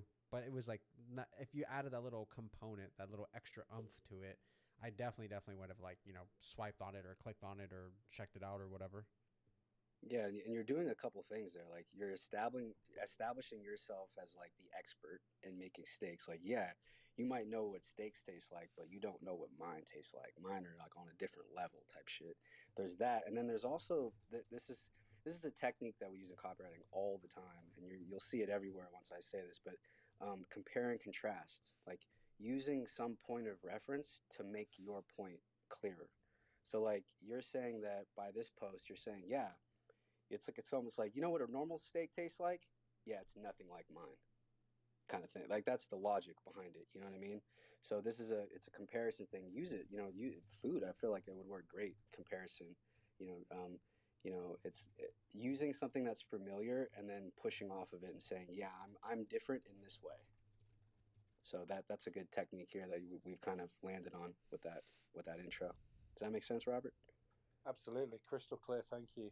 Sweet. If if, Yep. if I No could ask problem. a question of you, Boomer, for someone like his profile, I'm wondering, well, two things, one to Robert and one then to you, Boomer. Like, what's the purpose of your profile? Like, are you just trying to teach people how to cook, or is it like you're actually going to offer them a product, or do you have like you know what I mean? Because I see you as just cooking Well, food, which is great, but is there like that? Like, what's the goal with the profile itself? And then Boomer, with like the copy, do you think there's a certain direction maybe he should go in terms of like aligning that goal with like how to present the copy and the content? initially, it was just for fun and just encouraging people to get out cooking. And there's so much you can cook over a grill, as you'll see. But now, I'm been asked. I'm an ambassador for a rub company, and a couple of big companies have approached me now to do lives with them and live displays at events. So it's sort of falling into the influencer sort of bracket now, which is all new to me. Yeah, that makes sense. Michael, we were talking about this the other night. It's some people's Instagrams that are doing really really well aren't they don't really involve the audience very often or at all even, and they more position their Instagram as like an art gallery of like this is like my biography type thing, and like that works if you're not selling anything and you're just like wanting to be relatable and just you're not really asking a lot of questions of the audience. You're just like, here's me at this, and here's what I learned here, and here's what I learned here, and this is what I do for this, and just like you're just sharing your thoughts, and sometimes that's just really really relatable because you're either an exaggerated state that people want to get to, like you're either like you're everyone's envy kind of thing. Like, oh wow, I wish I could be a cook like him. Look at him, he's doing the fire. He's got the crazy ingredients. Da, da. Or you're actually like involving the audience, which I personally like your approach better, where you're actually trying to involve the audience in the dishes that you're making, and you're kind of I think you're piquing curiosity a little bit, by saying certain things like, you gotta, if yeah, you like steak, but you should taste this one kind of thing, or making persuasive kind of points to try your food versus someone else's food. So yeah, that's the point I wanted to make too, because some of these viral Instagram stars or even TikTok stars are about themselves. Like they don't really follow like the advertising copywriting quote unquote principles and involve the audience. So that's just another thing to think about.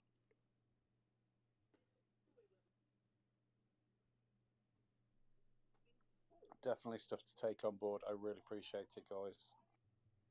Yeah, no problem. I think you're doing well. I think it's a good example of how to do Instagram well. It's just like those little tweaks, just to make your points a little bit more persuasive. It will punch it up a little bit. Did we want? Thank you very much. Yeah, no worries.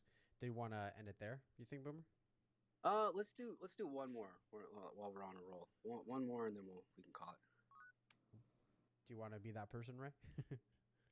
Oh, I just wanted to quickly add, what a great room, Michael. I've been following you. We're friends on Facebook. Been a fan of yours for a long time, but what a great room today. I'm going to definitely be back.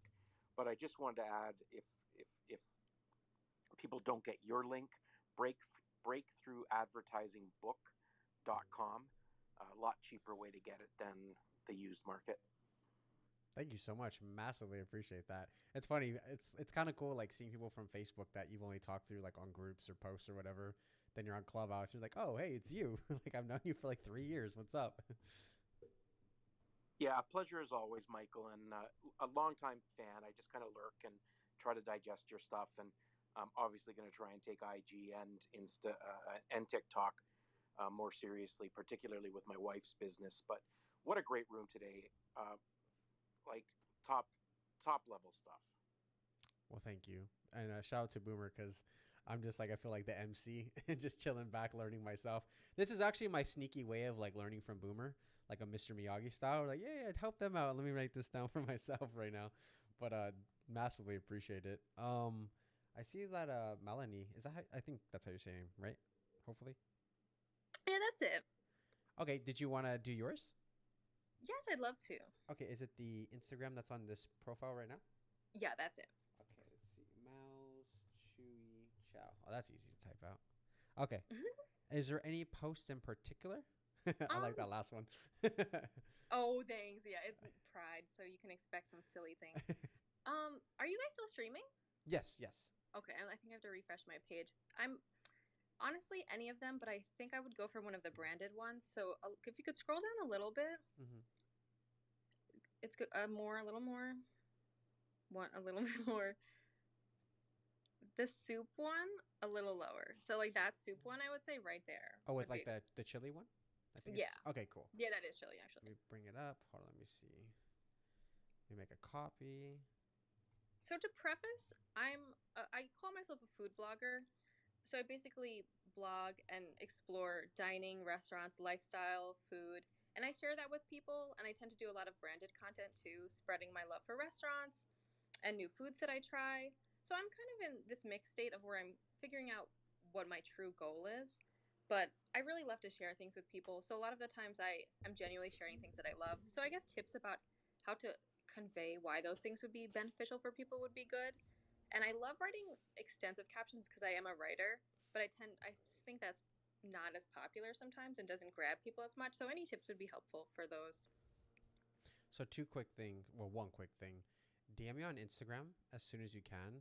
There's this TikTok ad that I seen. Boomer, you'll probably like this. And anybody here who likes lead gen, they're doing TikTok videos, building up their TikTok profile. But what they've been doing, which I think is brilliant, is that they created this back channel chat system where they put a viral video on TikTok, they feature a place, then they say if you want to know the other 5 places that are the hidden gems, download this app or sign up for my text messaging list. And they're just collecting tens and thousands of leads because everybody sees this viral video and like, oh my Really? god, that chili's so good. I want to know all the cool spots. But what they're doing on the back end is they're reaching out to all these restaurants and telling them, I want X amount or I want a percentage of the sales that I bring in, and I get to collect the user data and keep it.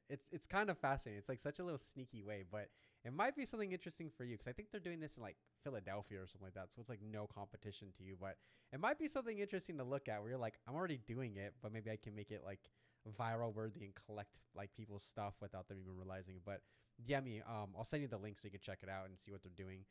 That being said, go for it, Boomer. Thank you. So, Melanie, the first question here, um, what's let's see, why would someone make vegan chili? What's the point of that? What's So the I would say benefit? the point of making vegan chili is, I guess, not a lot of vegan foods that are quick and easy to make are accessible. So for vegan people, I think this would be a joy, especially one that tastes really good. Okay, okay. I mean that might even be a better start. I mean, first of all, let me commend you on trying to invite the audience into your post. Feast your eyes. You're trying to invite them into your point. I appreciate that. I think it's just like what you just said was a little more compelling than what this says. Like because here's the thing is like I feast your eyes. I think it's something that the benefit is it's aesthetic. You see what I'm saying? The Yeah. bowl, you, I don't know about you, but I eat a bowl of chili when I'm trying to feast my stomach, not necessarily feast my. Feasting my eyes is a good sub benefit. You know, that's cool that it's looking cool too. But really, the first main thing is like I want to have a really delicious dish, and I would love it to be vegan because I want it to be healthy for me. But I don't want to. I also don't want to lose on the deliciousness of the dish because a lot of these vegan dishes are kind of bland, right? And so, like, I guess what's the problem that this could address is what we're trying to figure out right now. So, what Yeah, do you you're think? right. That, yeah, go ahead. No, I was just agreeing with you. But I think I see that now too, like that I didn't really say that when I did this. But after listening to this call the whole time, I'm that's illuminating so much for me. Yeah, it's like it's a nuance too. It's like because like I think the rest of the stuff is good to have, like all your bullet points and proper good business. It's just like I guess the reader wouldn't quite ready to be here. Proper good is a small business about da da da. Like I, it's like it's almost like you haven't established that you understand. I'm just saying me as like the viewer, just using myself. Like you haven't established that you understand me yet.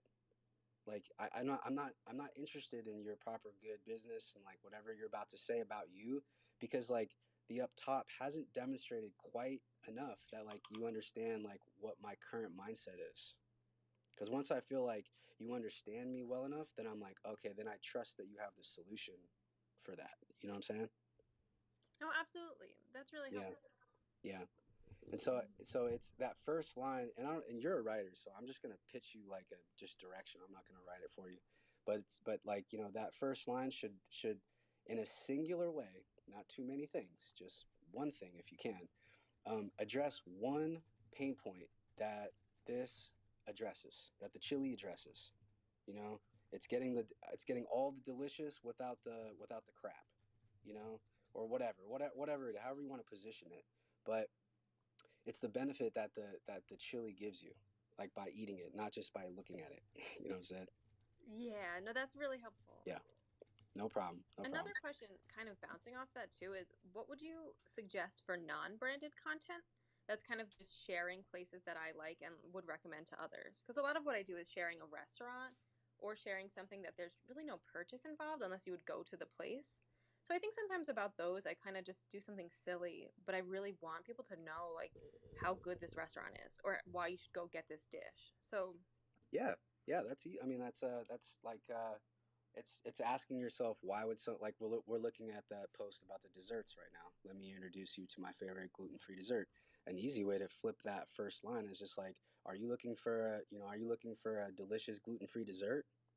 Well, I was, and I actually stumbled upon this place. Da da da da, right? And then you talk about the place, and you can give your recommendation, what corner it's at, and why do you like it, and all that. But the hook is like asking them, hey, are you looking for a gluten-free dessert? You know, are you looking for a dessert? Are you looking for a dessert that won't, that it's a guilt free? Are you looking for a guilt free, gluten free dessert or something like that?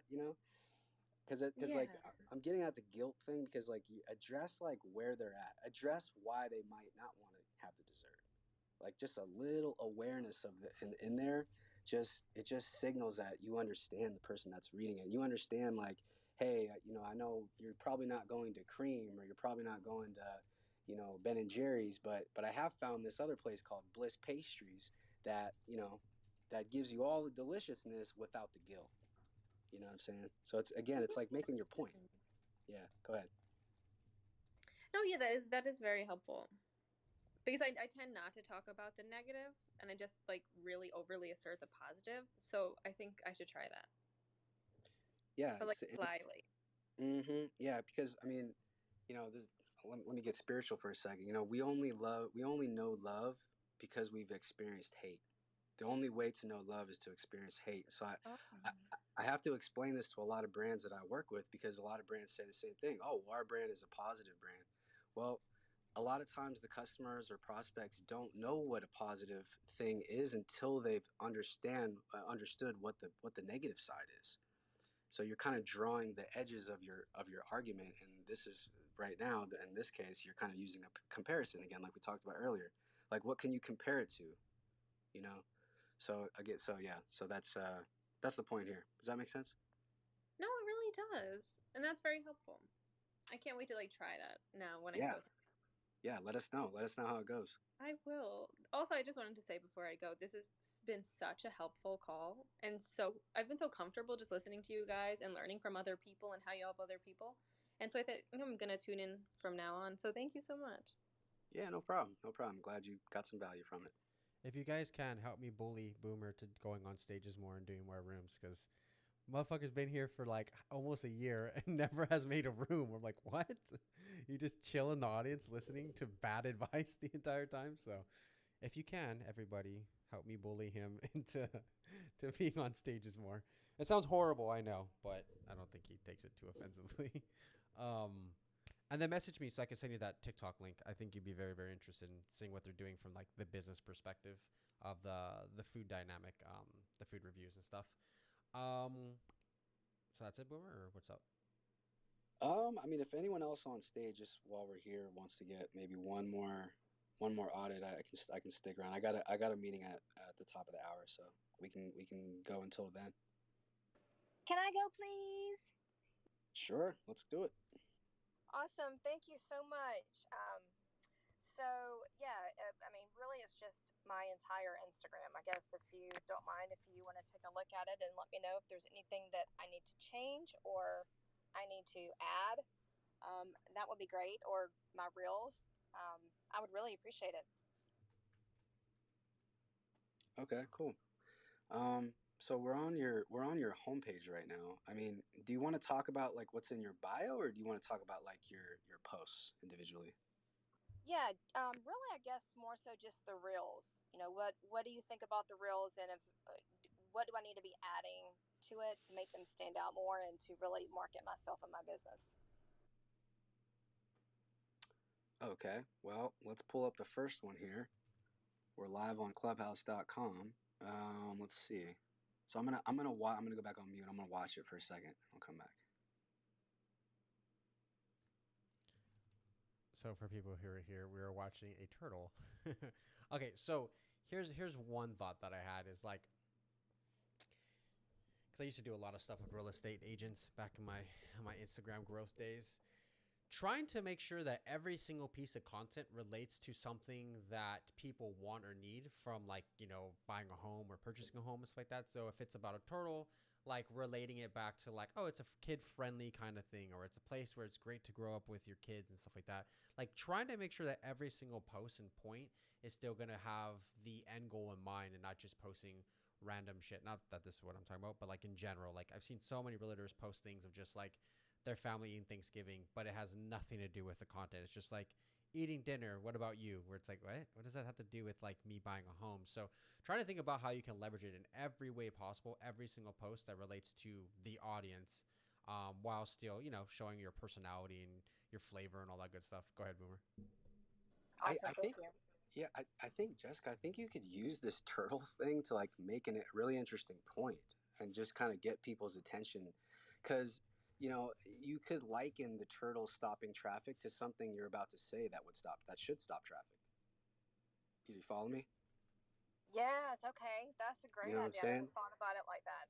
So it's like Yes. the your video is you helping a turtle across the street or whatever, but your caption might say, today I learned something that stops traffic, or something like that, or it's like I've got something to share that stops traffic, and then you can say, yeah, the turtle did the turtle did hold up a few cars, but that's not what I'm talking about, and then you make your real estate point. Perfect. That is brilliant. Yeah, Awesome. it's Okay. Just thinking out of the box. I was also yeah, exactly. I was also thinking about it too from the perspective of turtles are slow, where it's like, relating back to closing the deals, getting your home. People, other real estate agents are gonna take their time. They're slow with it. But like me, I'm gonna pick you up and I'm gonna run with you and get you to the other side of the road so you don't get smashed by a car. Well, not a See, by, Oh that's smashed my, by a car, but you know what I mean. that is brilliant. Oh my goodness. Thank you so much. that's yeah. I never thought about it like that, but that's brilliant. Thank you. That that's another way in. Like, are your customers crawling across the street? Are your customers dragging your feet? Are your customers dragging your feet to put their name on the dotted line? Well, they must be a lot like this turtle. And just like using the turtle to get to the point that you actually want to make would be really interesting, actually. That is super cool. Awesome. Thank you so Yeah. much. I mean, would you recommend, I mean, from what I have heard and what I've known, you're not supposed to delete your reels and posts on Instagram. They do not like that. So would it be a good idea for maybe me to just archive it and redo it with a new caption, with a better caption, or just nothing? Just wait until, I make my next post. I would just archive it and just redo it. To be honest, it's not going to kill your account too much. It's just like when you do it in like a mass amount. If you do one, that's normal, right? Like I think of it this way: like, what's the normal behavior of a user? Generally, they'll delete a post here and there. They'll archive a post here and there. But if you went and did 50 all at the same time, it's like, okay, people don't do that. That's like a behavior that's more relatable to like a bot or some kind of an automation. So you'll be fine. Honestly, you'd totally be fine. And I would actually be curious before you do that to go take a screenshot of all your stats and your analytics on this, and then just kind of rewrite that again and like the line that Boomer said in the beginning, and then maybe just relate it and talk about like, I get this all the time. It's one of the biggest complaints. You've got your dream home, you're ready to roll with it, and then guess what? Dragging their feet or whatever it might be, and then I don't know, Boomer, you could probably take it from there, but I'm good at my one-liners, and that's it. Yeah, that's it. Yep. Does that help, Jessica? Yes, that helps so much, so much. I really appreciate you guys. I just have one more question. So, in your opinion, how much personal to business should I be posting, or all business? I've heard so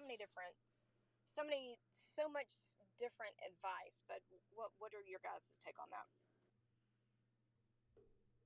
Michael, you got a perspective on that?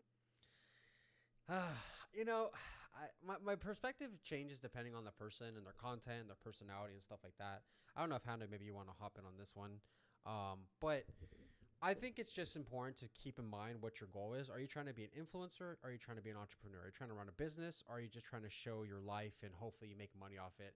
I always feel like if you're trying to run a business and you're using Instagram for business, then you create content with the business in mind.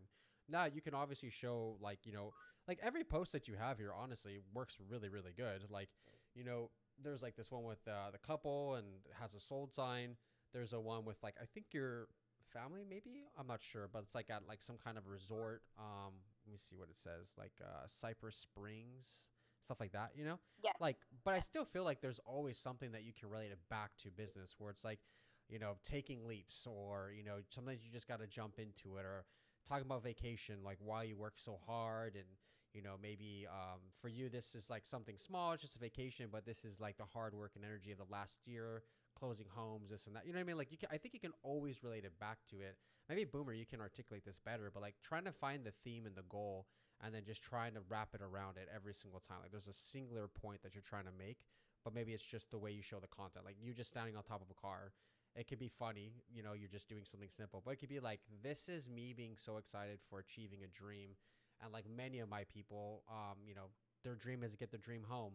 And I help someone do that. Mine was this car. You know what I mean? Like, where you can still relate it to everything. So I would say, if you are going to make it personal, make it personal. People love that, especially realtors. I want to know that I trust you and you're going to get me my house sold or purchased or whatever. But I think the other side of that is also, it can always relate back to work in some way. Obviously, the content's just weird, then the content's just weird, and there's nothing you can do there, But like this one, I don't know who this is. Is it yeah, your father-in-law? Like maybe this is a really emotional post, but you could maybe talk about it in a more meaningful way of like mentors and the impact and how much family matters, and when you found your home, like how a home meant everything to you, and home is where the heart is, and bulb. You know what I mean? Where it's just a regular post of your family member. And I hope, by the way, your father-in-law is doing okay. But oh no, I'm sorry. I just read the caption. Sorry to hear that. It's okay. No worries. Thank you. I appreciate you. I understand. I know where you're going with it. Yeah, Boomer, did you have anything you wanted to say to that, or? Yeah, I mean, I just want to add, just like I want to echo what you're saying essentially, and just kind of boil it down to like, make the lines as blurry as possible. I would say, and use personal examples to make your business points, and maybe make your business have business points to make to make personal points. But I think the blurrier the lines, the better. The more people will know, like, and trust you essentially. Awesome. Thank you guys so much. I appreciate you. Miss Hannah, did you want to go for it?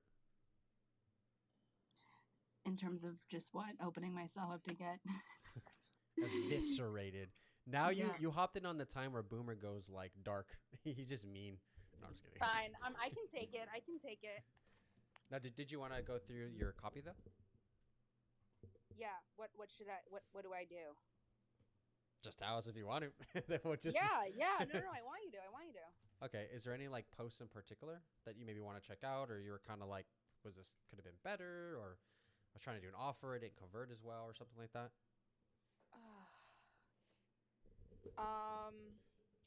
I mean, like my offer is on my website, but do we want to keep it for Instagram? I don't even know where. I'm trying to see where I would direct you to look at. I don't know. What do you think would be the best? That's a... Let's how about this? How about let's look at your best performing post, and maybe it's a good example of like what to do. It's probably just like me in a bikini, so that doesn't count. I'm looking through it right now. 153. I'm looking just purely off of comments because I feel like that's like the strongest engagement metric. Let me see. Yeah, I think most of them. Yeah, okay. So I think this one was the highest one. And then I think this one was. So is there either one of these that you would prefer? Wait, hold on. I'm not on the website. Okay, so it's you usually giggling and also usually on Clubhouse lately, and it's like you in like a nice jacket. Oh, because I asked people to comment their Clubhouse bio. And then the other one was you flexing with your cool glasses and like a white jacket, I think it is, with your phone. Mm-hmm. Level Up is my heart and soul. It's my live signature masterclass. Either one of those? Either. I trust you. All right, let's do this one. Wait, what's the website? Can you tell me what the website is? I'm being a really bad student. Liveonclubhouse.com.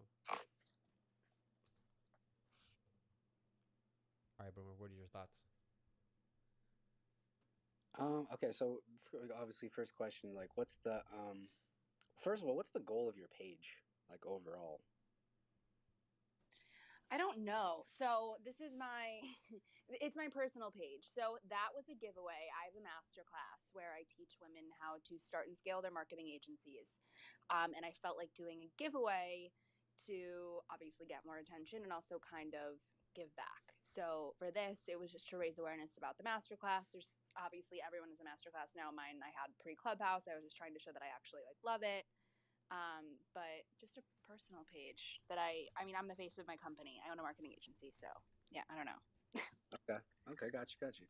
So, I mean, with this post is one of your more advertisement like posts. Is that right? Fair to say? Okay. So yeah, so this one we want to treat it like an ad then. So what would you say the ultimate benefit of your masterclass would be? it's everything they don't teach you in school. It's everything from mindset to taxes and accounting to contracts to how to get clients. So it's really like, you know, everything that you need basically to start your marketing agency. Okay. Yeah. Then I mean, then a lead in, like, you know all that stuff you never learned in school and you wish you did. Yeah, it's time to learn it. Something, something like that, where it's like you come right out the gate and you say exactly what they're gonna get. You basically give the punch of the story away in the first line. Does that make sense? 100%. I'm literally taking notes. Yeah, yeah. Because I mean, level up is my heart and soul. Like, this is the good stuff to include. It's just not time to say this quite yet because you haven't demonstrated that you understand. Like, hey, I know that you wish that you learned certain things in school and you didn't. And that's why I created my, you see, like the order of operations is really important to like establish, like, oh wow, Hannah really understands where I'm coming from and like understands like what I don't know right now. And it sounds like that's exactly why she created this masterclass. Wow, it sounds like she actually understands my problem, so she probably understands my solution. That's why I'm going to buy her masterclass. Mm-hmm. That's why a really good formula is the problem agitation solution, because when you establish the problem, like, did you not learn a bunch of stuff in school that you wish you would have, like, that's the problem. And then you can agitate that problem by saying, like, like like wouldn't you think that they would teach you finances? Wouldn't you think that they would teach you how to manage your emotions? Like, that stuff that we come up against all day. Like, most of us walk through this world with our heads cut off because we've never learned this stuff. This is all agitation, right? Still agitating.